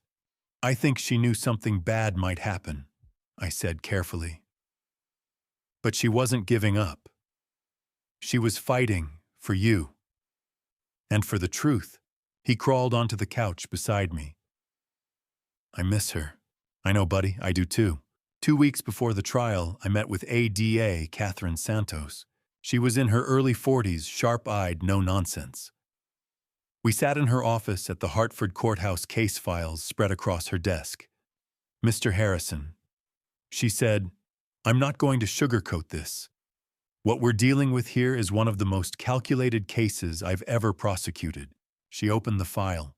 So David Harrison, vehicular manslaughter in the 2015 death of Michael Rodriguez. Conspiracy to commit harm. 2 counts of attempted harm, 1 against Emma Carter, 1 against you. She flipped to the next page. Sarah Harrison, first-degree intentional harm in the death of Emma Carter. Conspiracy. 2 counts of attempted harm. Harassment. Obstruction of justice. She looked up at me. "We have overwhelming evidence. The burner phone, The text messages, Jessica Burke's confession, the brake-cutting kit, Emma's diary, your testimony, Maria Rodriguez's testimony, and if Liam is up for it, his drawing. Will he have to testify, I asked. Only if Dr. Bennett clears him, Santos said. And only if you're comfortable with it. But it would be powerful. A child's perspective carries weight. I nodded slowly. I'll talk to him. We also need you to walk the jury through everything, Santos said. The 8 years, the fence, the wooden animals, the 3 attempts on your life. Can you do that? Yes, I said. I'll do whatever it takes. Liam started seeing Dr. Bennett 3 times a week. She worked with him gently, art therapy mostly. He drew pictures of Emma, of the house, of the fence. One day, I sat in the waiting room while they had a session. When they came out, Dr. Bennett pulled me aside. He's resilient, she said. But testifying will be hard. He'll have to talk about his mother, about what he saw, about being scared. I'll be there, I said. The whole time. I know, she said. That's the only reason I'm even considering it. 3 days before the trial, Rachel called. I'd like to come visit, she said. If that's okay. I hesitated. Then I thought about what Emma had written in the diary, about family, about forgiveness. Yes, I said, come. She flew in from San Francisco the next day. She brought gifts, a skateboard, a set of art supplies, a book about birds. Liam was shy at first, but Rachel sat on the floor with him looking through Emma's photo albums, telling him stories. Your mom was the bravest person I ever knew, Rachel said. When we were kids, she wasn't afraid of anything. She climbed trees, caught frogs, made up stories. You're just like her. Liam looked up at her. Really, really. He smiled. The night before the trial, I sat on the porch looking across the yard toward Emma's house. It was empty now. Dark. The fence still stood, casting long shadows in the moonlight. I thought about the 8 years I'd spent kneeling by that fence. The sound of Liam's laughter. The way Emma would sit on the other side with her coffee, exhausted, but never giving up. I promise, I whispered into the dark. I'll get justice, and I'll take care of him. I swear.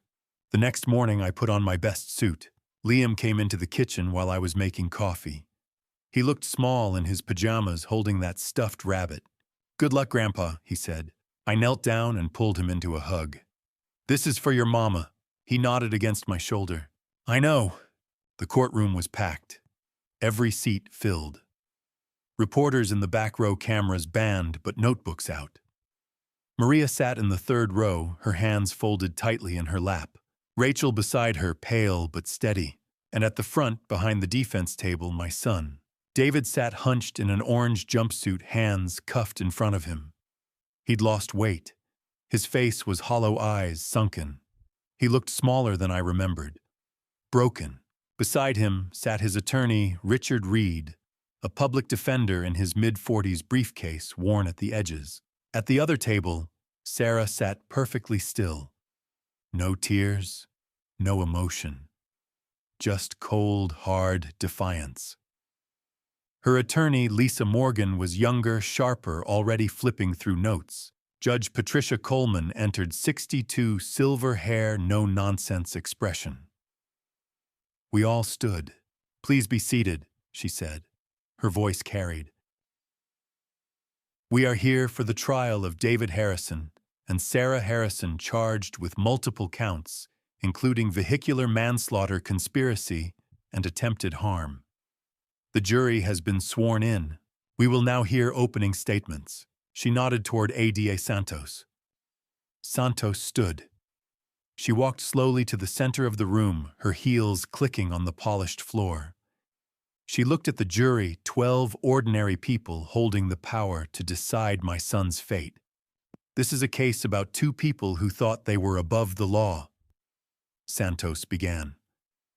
Her voice was calm, steady. In 2015, David Harrison took the life of Michael Rodriguez. He was drunk. He hit a man walking home from work, and he drove away. He never called for help, never turned himself in. He paid cash to fix his car and buried the truth for 9 years. She paused, letting the words settle. In 2024, Sarah Harrison ended the life of Emma Carter, a single mother raising her son alone. Sarah hired someone to cut Emma's brake lines. She made it look like an accident. And when Emma's father-in-law Thomas Harrison discovered the truth, they tried to make him disappear too. Santos turned and looked directly at David and Sarah. Chatiku. Together they conspired to harm Thomas Harrison. They tampered with his medication. They cut his brake lines. They were willing to take his life, his own father's life, to keep their secrets buried. She walked back to her table, picked up a folder. The evidence is overwhelming. Receipts, text messages, confessions, forensic reports, witness testimony. By the end of this trial, you will see the truth, and you will hold them accountable. She sat down. Judge Coleman looked at the defense. Mr. Reed stood. He looked tired. Ladies and gentlemen of the jury, he said, my client made a terrible mistake in 2015. He was young. He was scared. He panicked. That doesn't make it right, but it also doesn't make him the monster the prosecution is painting him to be. He gestured toward the evidence table. The prosecution will show you circumstantial evidence, a receipt, a conversation that happened years ago. But there's no direct proof. No witness who saw my client behind the wheel that night. No confession. He sat down. Lisa Morgan stood. My client, Sarah Harrison, is accused of something she didn't do. Yes, she searched things online. But searching isn't a crime. Thinking isn't a crime. The prosecution has no physical evidence linking her to Emma Carter's car. No fingerprints, no DNA. Just speculation. She sat. Judge Coleman nodded. The prosecution may call its first witness. The state calls Detective James Miller. Miller took the stand, was sworn in, and sat. Santos asked him to walk the jury through the investigation. He explained the search warrant, the laptop, the burner phone with 37 messages, the packed suitcases, the tickets to Mexico, the fake pregnancy inserts. He held up photos, screenshots of Sarah's Google searches. How to cut brake lines? Undetectable harmful substances for elderly patients. Life insurance payout after accidental death. The jury leaned forward. The state calls Jessica Burke. Jessica looked small on the stand. Her hands shook as she was sworn in. Santos asked her to explain her involvement. Sarah Harrison contacted me in early March, Jessica said quietly. She offered me $5,000 to cut the brake lines on Emma Carter's car. She said to make it look like an accident. And did you do it? Yes. Why, Jessica looked down. I needed the money. I have a record. I couldn't get work. She paid me $2,500 up front. Santos held up the burner phone. Are these your text messages with Sarah Harrison? Yes. And after Emma Carter passed, did Sarah contact you again? Jessica nodded. She said there was a new target, an old man, Thomas Harrison. Same method. Another $5,000. And did you do it? Yes. Her voice cracked. I cut his brake lines on the night of March 22nd. Reed stood for cross-examination. Ms. Burke, you have a criminal record, don't you? Yes. Fraud. Theft. Why should this jury believe you? Jessica looked at him. Because I have the text messages, the bank transactions, and I'm already serving 10 years for what I did. I have nothing to gain by lying. Reed sat down. The state calls Dr. Alan Price, forensic specialist. Dr. Price explained the brake systems on both Emma's car and mine. He showed photos of the cuts, clean, precise, professional. These were made with the same tool, he said. A hydraulic brake line cutter, the kind found in Sarah Harrison's vehicle. In your professional opinion, was this accidental? No. This was deliberate sabotage intended to cause loss of life. Santos called my name. I stood. My legs felt weak. I walked to the stand, was sworn in, and sat. Santos approached gently. "Mr. Harrison, can you tell the jury about your relationship with Emma Carter and her son Liam?" I took a breath. For 8 years, I knew Liam through a hole in a fence. His father, my son, built a 10-foot wall to keep them out. But I went to that fence 2-3 times a week. I carved wooden animals for Liam. I read to him. I taught him. I was there when no one else was. Did Emma ever tell you about the 2015 accident? Yes. She said David told her he'd hit someone while driving drunk, that he drove away and never looked back. And did you believe her? I didn't want to. But then I read her diary. I saw the evidence. And I knew it was true. Santos paused. "Mr. Harrison, you've been harmed 3 separate times in the past 2 months. Can you describe what happened?" I told them. The medication tampering, the collapse, the car crash. "Do you believe your son was involved?" I looked at David. He was crying now, his face buried in his hands. "Yes," I said. "I believe he was." "Why?" "Because he was the only one who could have accessed my medication. And because when I confronted him, he called me a traitor." My voice broke. I love my son. But he chose to hurt innocent people. And I can't let him get away with it. Reed stood for cross-examination. "Mr. Harrison, you didn't actually see your son tamper with your medication, did you?" "No." "So you're guessing." "I'm connecting the evidence." "Isn't it true that you have a bias, that you wanted custody of Liam, and this accusation served your interests?" I looked at him. "I wanted custody of Liam because his mother was taken from him by my son's wife." Reed sat down. Santos stood. "Mr. Harrison, do you believe your son is guilty?" I closed my eyes. "Yes. And it's breaking my heart." Judge Coleman called a recess. I walked out of the courtroom, my legs shaking. Maria caught me in the hallway, pulled me into a hug. "You did good," she whispered. Rachel squeezed my hand. Emma would be proud. Tomorrow Maria would testify, and the jury would hear about the man my son took from her 9 years ago. Maria Rodriguez wore black. A small photo of her husband pinned to her jacket, Michael smiling, younger, alive. She walked to the witness stand slowly, her hands steady. She was sworn in. She sat, and then she spoke. 9 years ago. Maria began, her voice quiet but clear. "My husband was taken from me by a drunk driver who didn't have the courage to stop. Michael was 42 years old, an electrical engineer, a father of 3. He was walking home from work 6 blocks and he never made it." She looked at the jury. "The driver left him on the road like he didn't matter, like his life was nothing." Her voice broke just a little. "Our oldest son had to drop out of college to help me pay the bills. He was 19. He was supposed to be an architect. Now he works 60-hour weeks in a warehouse." She wiped her eyes. "Our daughter fell into a depression. She tried to hurt herself. Twice. She's better now, but she's still broken. She's 21 and she's already lived a lifetime of pain. And our youngest, he's 17 now. He never got to meet his father. He doesn't remember him. All he has are stories and photographs." Maria turned and looked directly at David. "You had 9 years to turn yourself in. 9 years to tell the truth. 9 years to give my family closure. Instead, you hid. You married. You built a life.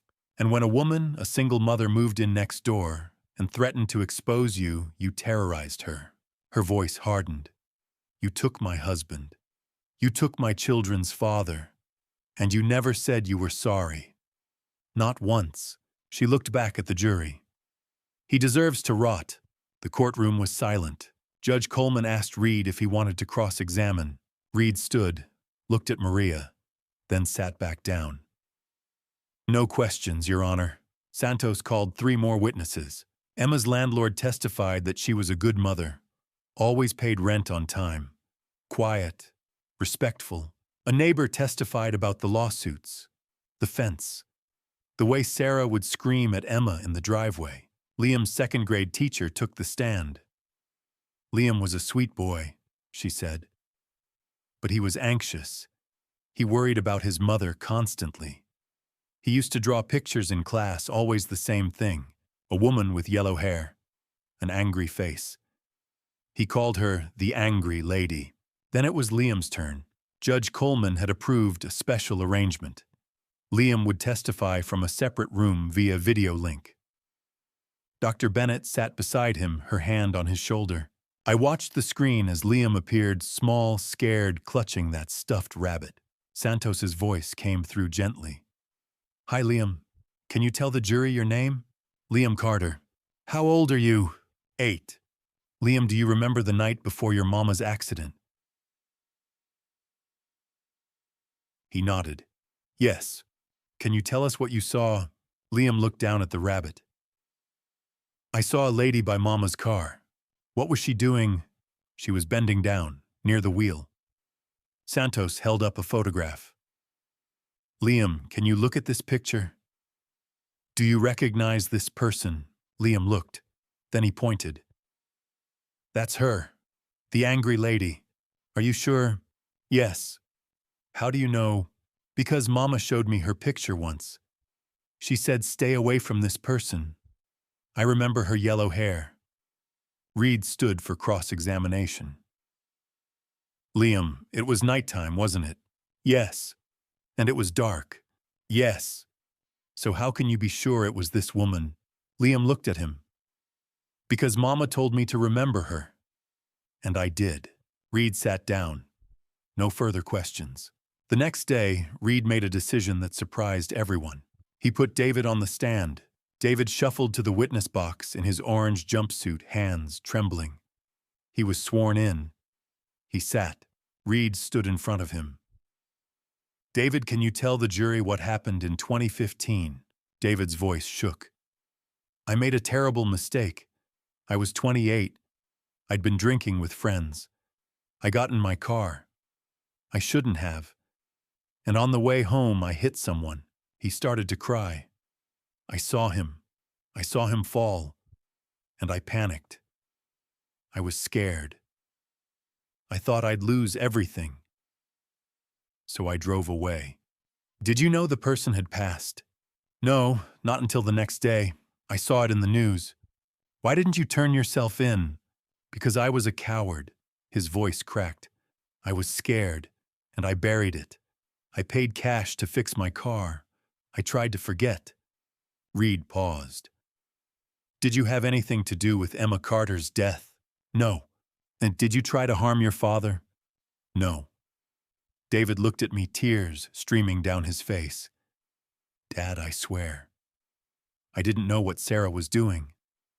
I didn't know she was planning any of it. I'm not innocent. I'm guilty of what I did in 2015. But I didn't try to hurt anyone else. I'm not a killer. I'm just a coward. And I'm so sorry. Santos stood for cross-examination.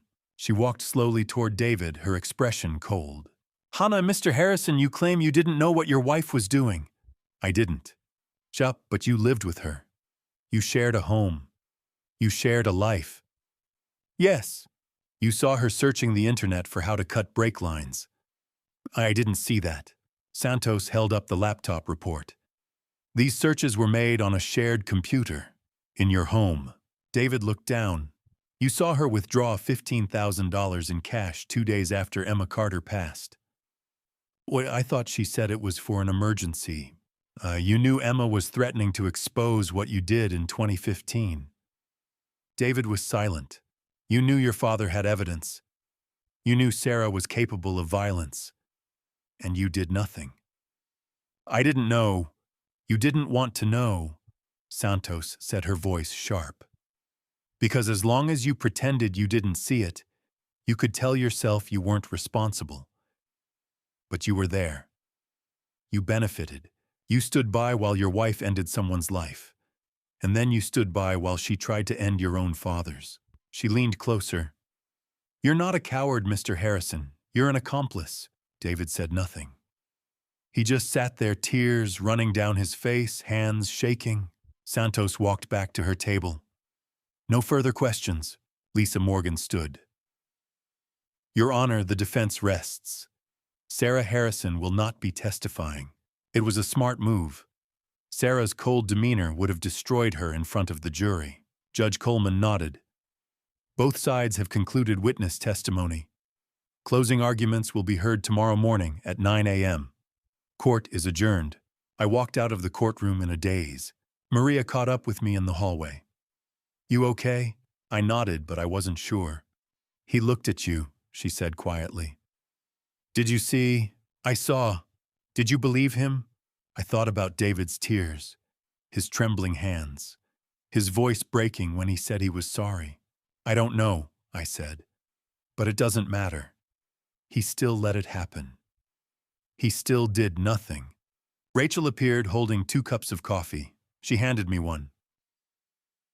Tomorrow's the last day, she said. I nodded.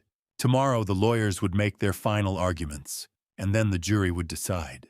The 5th day, the courtroom was packed again. Every seat filled. Maria in the front row. Rachel beside her. Me between them, hands folded, waiting. Judge Coleman entered. We stood. She nodded and we sat. We will now hear closing arguments, she said. The prosecution may proceed. Santos stood. She walked to the center of the room, her hands clasped in front of her. She looked at the jury, 12 faces tired from 4 days of testimony, but attentive. Ladies and gentlemen, Santos began. You've heard the evidence. Text messages, Google searches, break lines cut with precision. A confession from an accomplice who had nothing to gain by lying. You've heard from Maria Rodriguez, a widow who waited 9 years for the truth.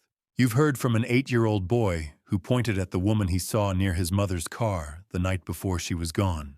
And you've heard from Thomas Harrison, a father who had the courage to turn in his own son. She paused, letting the weight of it settle. David Harrison took Michael Rodriguez's life in 2015. He was drunk. He hit a man and drove away. He paid cash to fix his car and buried the truth. For 9 years, he let Maria and her children suffer without answers, without justice. Santos turned toward the defense table. When Emma Carter, the mother of his child, moved next door and threatened to expose him, he didn't confess. He didn't apologize. Instead, he and his wife decided to make her disappear. She walked closer to the jury. Sarah Harrison hired someone to cut Emma's brake lines. She searched online for ways to harm elderly people. She withdrew $15,000 in cash. She packed suitcases and bought tickets to Mexico. And when Thomas Harrison discovered the truth, she tried to end his life too. 3 times. Santos's voice hardened. These 2 people thought they could get away with taking lives. They thought they were above the law. But Emma Carter left a trail of truth. She left a letter, a diary, evidence. And now it's in your hands. She looked each juror in the eye. Find them guilty. For Michael, for Emma, for Liam, for every person whose life they shattered. She sat down. Reed stood. He looked tired, defeated. Ladies and gentlemen, he said, my client is guilty of vehicular manslaughter in 2015. He admits it. He's ashamed of it. But he is not a killer. There is no evidence, none, that he touched Emma Carter's car. No evidence that he gave any order to harm her. He's a coward. A man who made a terrible mistake and spent 9 years running from it. But he is not a cold-blooded killer. Reed gestured toward the evidence table. Larry, the prosecution wants you to convict him of conspiracy, of attempted harm. I ask you to consider the facts. My client didn't know what his wife was planning. He didn't see the searches. He didn't see the cash withdrawal. He was blind to it because he didn't want to see it. He sat down. Lisa Morgan stood. The case against Sarah Harrison is built on two things, she said. Google searches and the testimony of a convicted criminal. That's it. No fingerprints on Emma Carter's car. No DNA. No physical evidence linking my client to anything. She walked toward the jury. Millions of people search dark topics online out of curiosity. It doesn't make them guilty of anything. And Jessica Burke. She's a woman with a criminal record who's already serving 10 years. She has every reason to lie, to trade testimony for a reduced sentence. Morgan's voice softened. There is reasonable doubt here, and where there is doubt, you must acquit. She sat down. Judge Coleman gave her instructions. Reasonable doubt does not mean absolute certainty, she said. It means doubt based on reason and common sense. You must consider all the evidence. If you believe the prosecution has proven guilt beyond a reasonable doubt, you must convict. If you have doubt, you must acquit. She listed the charges. For David, vehicular manslaughter, conspiracy, 2 counts of attempted harm. For Sarah, first-degree intentional harm, conspiracy, 2 counts of attempted harm. The jury will now deliberate, Judge Coleman said. They filed out, and we waited. 2 hours later, the bailiff called us back. I sat in the same seat. Maria beside me. Rachel on my other side. My heart was pounding so hard I thought everyone could hear it. Judge Coleman entered. Has the jury reached a verdict? The foreman stood, a man in his 60s, graying hair, steady hands. Did we have your honor? Please read the verdict. The foreman looked down at the paper in his hands. In the matter of the state versus David Harrison. On the count of vehicular manslaughter, we find the defendant guilty. David's shoulders slumped. On the count of conspiracy to commit harm, we find the defendant guilty. His attorney put a hand on his arm. On the count of attempted harm against Thomas Harrison, we find the defendant guilty. David collapsed forward, his face in his hands, sobbing. The foreman continued. In the matter of the state versus Sarah Harrison. On the count of first-degree intentional harm and the death of Emma Carter, we find the defendant guilty. Sarah didn't move, didn't blink, just stared straight ahead. On the count of conspiracy, we find the defendant guilty. On the count of attempted harm against Thomas Harrison, we find the defendant guilty. Still, she showed nothing. Judge Coleman thanked the jury. Sentencing will be scheduled in 2 weeks. Court is adjourned. Maria turned and buried her face in her son's shoulder, sobbing. Rachel grabbed my hand, squeezing tight. I just sat there, tears streaming down my face, unable to speak. It was over. 2 weeks later, we returned for sentencing. Judge Coleman asked if anyone wished to speak. Maria stood first. And I hope, she said, her voice shaking, that every single day you spend in prison, you think about the man you took from me, the father you took from my children. I hope you never forget. She sat down. Rachel stood next. My sister was brave and strong, she said. You tried to erase her, but she lives on in Liam. You failed. Then it was my turn. I stood, looked at David. You were my son, I said. My voice was steady, but my hands shook. I loved you. I was proud of you. And if you had come to me in 2015, if you had told me the truth, I would have stood by you. I would have helped you turn yourself in. I would have forgiven you. David looked up at me, tears pouring down his face. But you didn't, I said. You chose to lie. You chose to run. You chose to terrorize an innocent woman. And when your own father discovered the truth, you tried to end my life. My voice broke. I will never forgive you. I hope you find some kind of peace in prison, but I won't be there to see it. I sat down. Judge Coleman looked at David and Sarah. David Harrison. She said, you are sentenced to 50 years in prison. You will be eligible for parole after 35 years.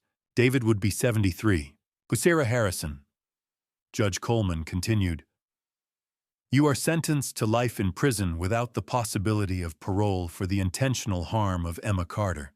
Additionally, you are sentenced to 55 years for conspiracy and attempted harm. These sentences will run consecutively. Sarah would never leave prison.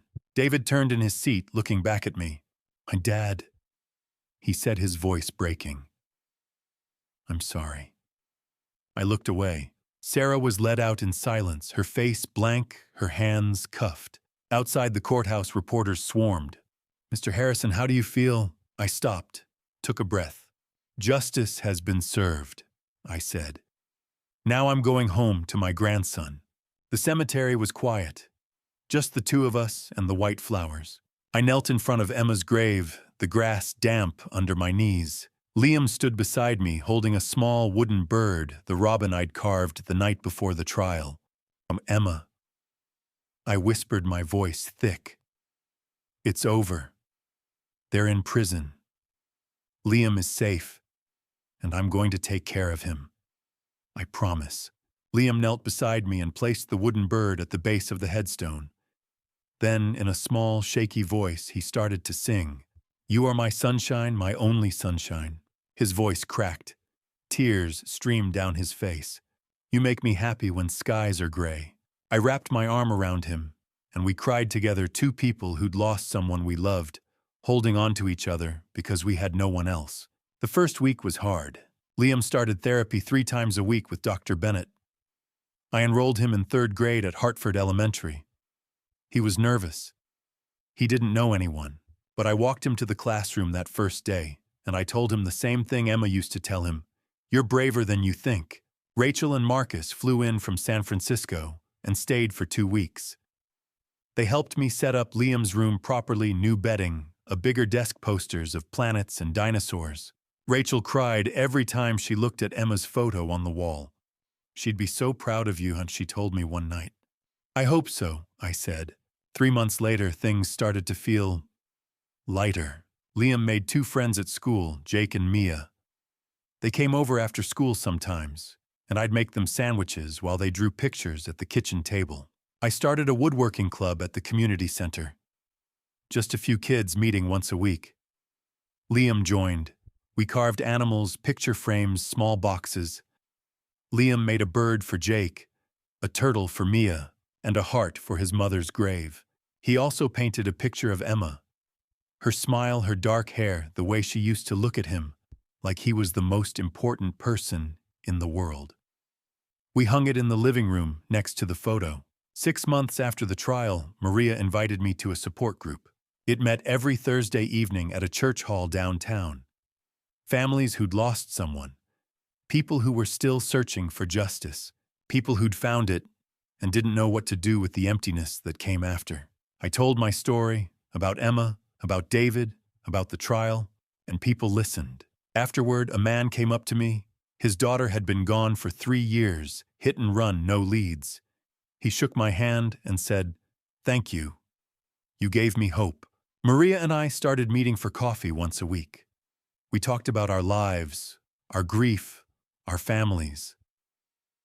She told me about her kids, how her oldest son was thinking about going back to school, how her daughter was finally smiling again. "You did that," I said. "We did that," she corrected. "You and me. We didn't let them get away with it." 9 months after the trial, Rachel called. I was making dinner when the phone rang. Liam was at the table doing homework. "Unamis," Rachel said, her voice shaking. "I'm pregnant." I froze. "What?" "I'm pregnant. We just found out. And we've been talking. Marcus and I. We want to move to Connecticut. To be close to Liam. To be close to you." My throat tightened. "Emma would be so happy." Rachel's voice broke. "We're going to name her Emma Rose." I had to sit down. Her, Rachel said, laughing through tears. "A little girl, due in December." Liam looked up from his homework. "What's wrong, Grandpa?" I put the phone on speaker. "Rachel, tell him." Rachel said, "You're going to have a cousin." Liam's eyes went wide. He jumped out of his chair, grinning. "Really?" "Really," Rachel said. "And we're going to live near you. So you can teach her how to carve wood." Liam looked at me, his face lit up in a way I hadn't seen in a year. I'm going to have a cousin. You are, I said, pulling him into a hug. 12 months after the trial, we had a normal morning. I made pancakes. Liam ate 4 of them, drowning them in syrup. He told me about his math test he'd gotten a 95. I'm proud of you, buddy, I said. He looked down at his plate. Do you think Mama would be proud? I reached across the table and squeezed his hand. I know she would. That evening, Rachel and Marcus came over for dinner. Rachel was 5 months along now, glowing, her hand resting on her belly. Maria came too, bringing her youngest son, a quiet 17-year-old, who sat next to Liam and talked about video games. We ate spaghetti. We laughed. We told stories. And for the first time in a year, I felt peace. After everyone left, I was washing dishes when I saw the envelope on the counter. A letter from the Hartford Correctional Facility, from David. It was the 12th one he'd sent. I hadn't opened any of them. I stared at it for a long time. Liam came into the kitchen holding his backpack. Is that from him? I nodded. Are you going to read it? I didn't know what to say. I don't know. Liam looked at the envelope, then at me. Maybe not today. I smiled. Yeah, maybe not today. I put the letter in the drawer with the others. Later that night, Liam and I sat on the porch. The fence was gone. I'd torn it down 6 months ago with Maria's oldest son helping me. The yard was open now. Green, full of light. Liam leaned against me, his head on my shoulder. Grandpa, yeah, buddy. Do you think we're going to be okay? I looked out at the yard, at the space where the fence used to be, at the place where I'd knelt for 8 years talking to a little boy through a hole in the wood. Yeah, I said. I think we are. I thought about Emma, about the letter she'd left me, about the wooden animals, about the way she'd fought for her son even when she knew it might end her. We made it, Emma, I thought. We're going to be okay. Liam closed his eyes, and I held him close, listening to the crickets and the distant hum of the neighborhood settling into night. For the first time in a year, I wasn't afraid. I was home. It was June 2025, exactly 14 months since the trial had ended. I sat on the front porch in the late afternoon sun, my cane resting against the armrest of my chair. The garden stretched out before me, green and alive, filled with the flowers Rachel had helped us plant back in the spring.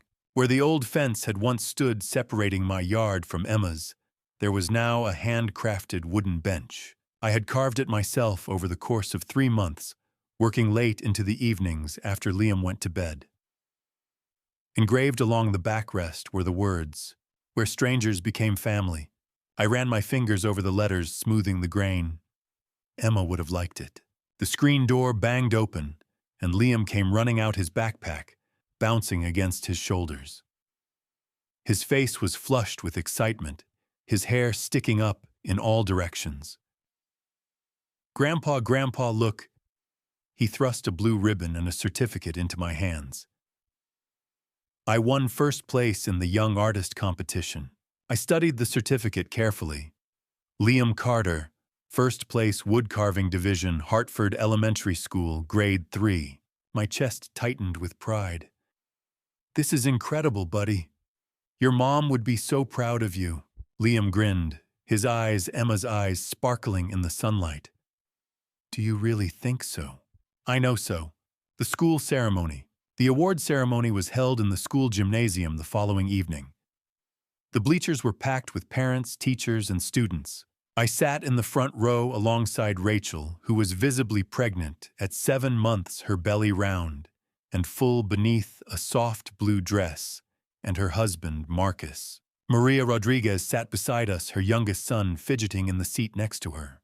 When Liam's name was called, the entire crowd erupted in applause. He walked onto the stage carrying his winning piece, a meticulously carved wooden robin wings outstretched, perched on a small branch. The detail was astonishing. Every feather, every curve of the beak, every delicate claw had been carved with precision and care. The principal handed him the microphone. Liam looked out at the audience, his small hands gripping the stand tightly. So I learned wood carving from my grandpa. He said, his voice steady but soft. He taught me that things that are broken can still be made beautiful again. The applause was deafening. I felt Rachel squeeze my hand. Maria leaned over and whispered, "Emma is watching." "I know she is." I nodded, unable to speak past the lump in my throat. After the ceremony, parents and children gathered in the hallway for refreshments. Liam was surrounded by classmates admiring his wooden robin. His teacher, Mrs. Patterson, approached me with a warm smile. "Mr. Harrison, Liam is a remarkable young man," she said. "He's kind, thoughtful, and incredibly talented. You should be very proud." I am," I said quietly, "every single day." Visiting Emma's grave. The next afternoon, Liam and I drove to the cemetery. We brought the blue ribbon and a bouquet of white daisies, Emma's favorite. Liam knelt beside the headstone and placed the ribbon gently against the marble. "Mom, I won," he said quietly. "Grandpa says you're watching me. I hope you saw it." I stood a few steps back, giving him space. The wind rustled through the trees, and for a moment I could have sworn I heard Emma's laughter, light and warm, the way it used to sound, through the gap in the fence. "She's still here," I said softly. "Every single day." Liam looked up at me, his eyes wet with tears. "Do you think she's proud of me?" "I think she's the proudest mom in the world." He smiled through his tears and placed his small hand on the stone. "I love you, Mom." We sat there together for a long time, watching the sunlight filter through the branches overhead. Birds sang in the distance. The world felt quiet and peaceful. The dinner celebration. That evening, Rachel hosted a small dinner party at our house. She had insisted on cooking, despite being 7 months pregnant and constantly tired, and the dining room was filled with the smell of roasted chicken, garlic mashed potatoes, and fresh-baked rolls. Maria and her youngest son joined us along with Marcus and Rachel. Liam sat at the head of the table, his blue ribbon pinned proudly to his shirt. During dessert apple pie, which Liam had helped me bake, Rachel stood and cleared her throat. "I have some news," she said, smiling. She placed a hand on her rounded belly. "Marcus and I found a house. It's only 10 minutes from here. We'll be moving in next month." Liam's face lit up. "Really, you're staying?" "We're staying," Rachel confirmed. "Emma was my sister, and you're my nephew. I'm not going anywhere." Maria raised her glass. "To family, the ones we're born into and the ones we choose." We all clinked glasses, Liam with his apple juice, and for the first time in years, the room felt full. Not just with people, but with love. Later, as the dishes were being cleared, Rachel pulled me aside in the kitchen. "I have more good news," she said quietly. "The charity fund, the one we set up with the seized assets from David and Sarah, it's been helping families. In the last 18 months, we've assisted 89 families affected by drunk driving and domestic violence. 89, Thomas." I stared at her, stunned. "Emma would have loved that." "She would have," Rachel agreed, her eyes glistening. "Her legacy is living on, not in the pain, but in the hope." Another letter. After everyone had left and Liam was getting ready for bed, I found another envelope on the front porch. The return address was familiar Hartford Correctional Facility. Letter number 15. I sat down on the porch steps and opened it slowly. I heard Liam won an award for wood carving. I'm proud of him, even though I have no right to be. Please tell him I'm sorry. Tell him I wish I could have been the father he deserved. I know I don't deserve forgiveness, but I hope one day he'll know that I'm trying. David. I folded the letter and slipped it into my pocket. The screen door creaked open behind me, and Liam stepped out in his pajamas. "Who was that letter from, Grandpa?" I looked at him for a long moment. "Your father. He says he's proud of you." Liam was quiet. He sat down beside me on the steps, his bare feet dangling over the edge. "Do you think one day I'll write back to him?" "Maybe," I said carefully. "When you're ready." Liam nodded slowly. "Not today, though." "Not today," I agreed. Take your time, buddy. He leaned his head against my shoulder. I love you, Grandpa. I love you too, son. The garden bench. As the sun set over the garden where the fence used to stand, Liam and I sat together on the wooden bench. The words carved into the backrest glowed faintly in the evening light, and where strangers became family, Liam kicked his legs back and forth. Grandpa, are we going to be okay? I wrapped my arm around his shoulders. We already are, buddy. He smiled up at me. I love you, Grandpa. I love you too, Liam. More than you'll ever know. As darkness fell and the stars began to appear, I realized something profound. Justice wasn't just found in courtrooms or verdicts.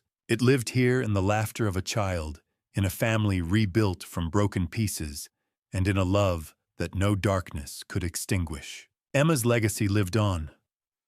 Not in the past, but in every day that Liam chose hope over hatred, courage over fear.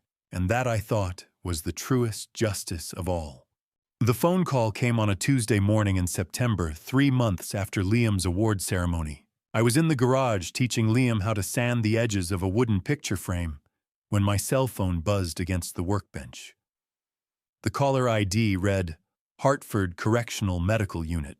I hesitated before answering. Hello, Mr. Harrison. A woman's voice, professional and clipped. This is Dr. Patricia Lawson from the prison hospital. I'm calling regarding your son, David Harrison. My grip tightened on the phone. What happened? He was assaulted by another inmate yesterday evening. He sustained severe head trauma, a subdural hematoma.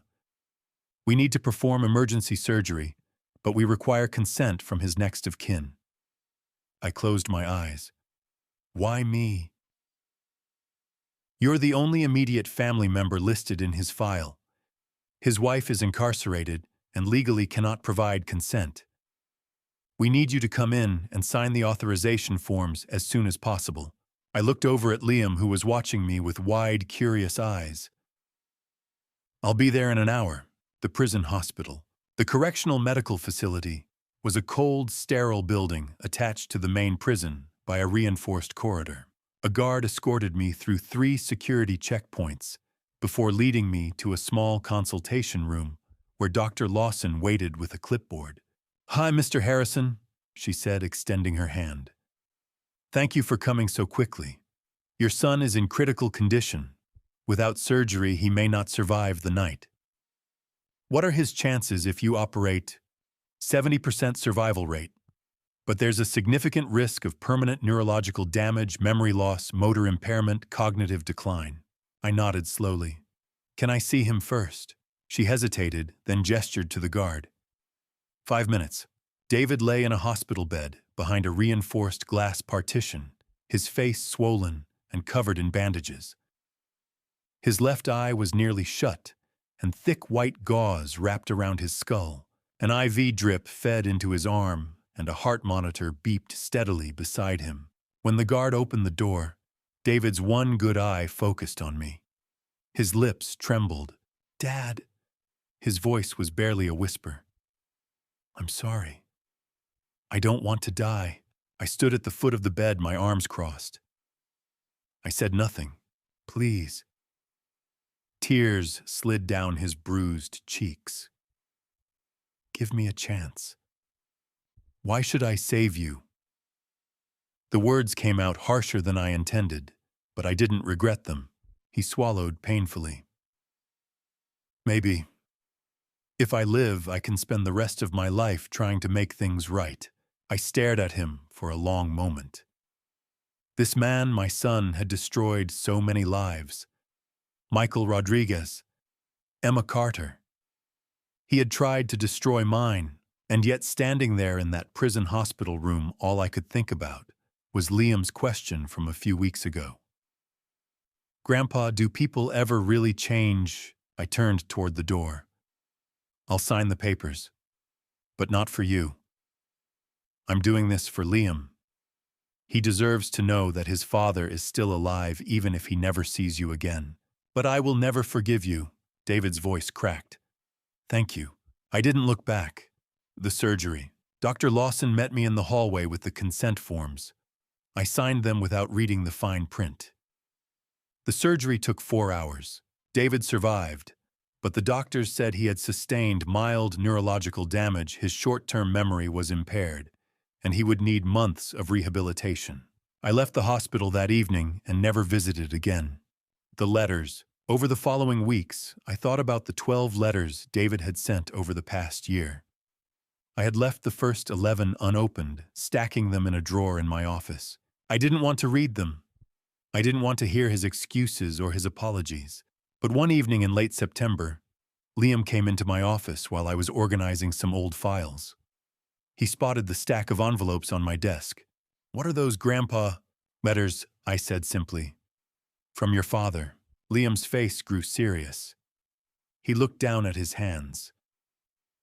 Do you think people can really change?" I set down the file I was holding and looked at him. "I don't know, buddy. I really don't know." That night, after Liam had gone to bed, I opened the 12th letter. Letter number 12. "Dad, I don't expect you to forgive me. I don't deserve forgiveness. But I need you to know something. Every single day I think about the man I killed. I think about Emma. I think about you, and I think about my son. I can't undo what I did. I can't bring Michael Rodriguez back. I can't bring Emma back. I can't take back the fear and the pain I caused you. But I'm trying to become better.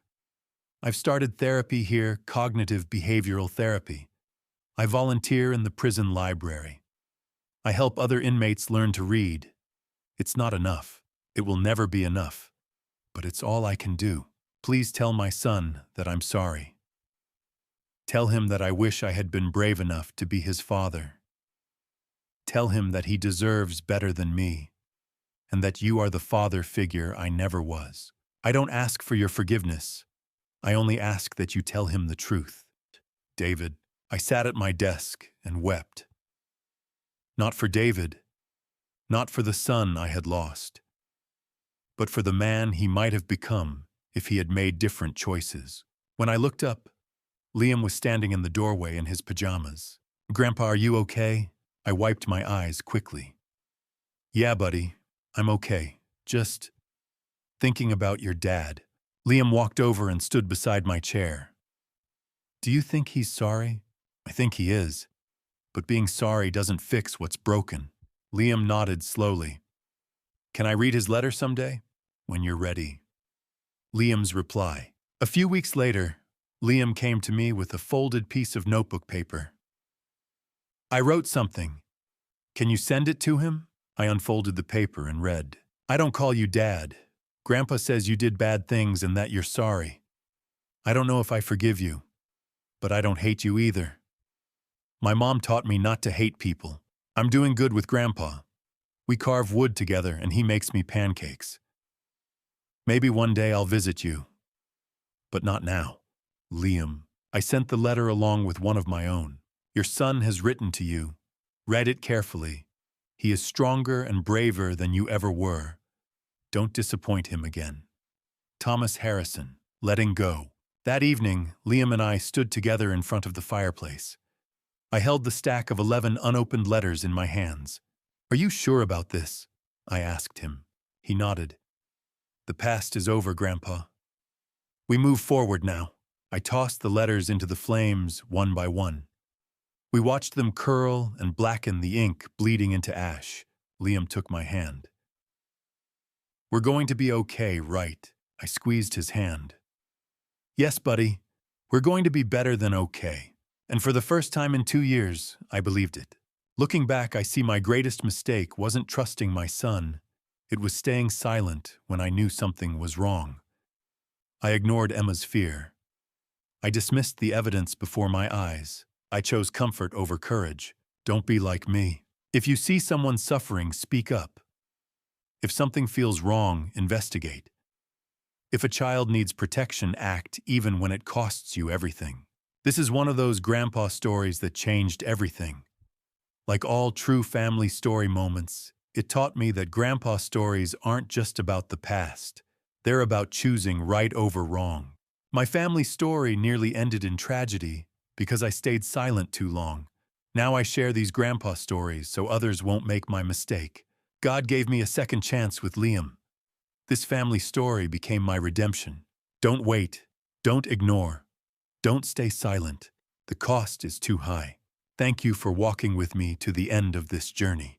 Please leave a comment, sharing your thoughts. What would you do if you found yourself in Thomas's impossible situation? I'd truly love to hear your perspective. If this story resonated with you emotionally, please consider subscribing to the channel so you don't miss future videos.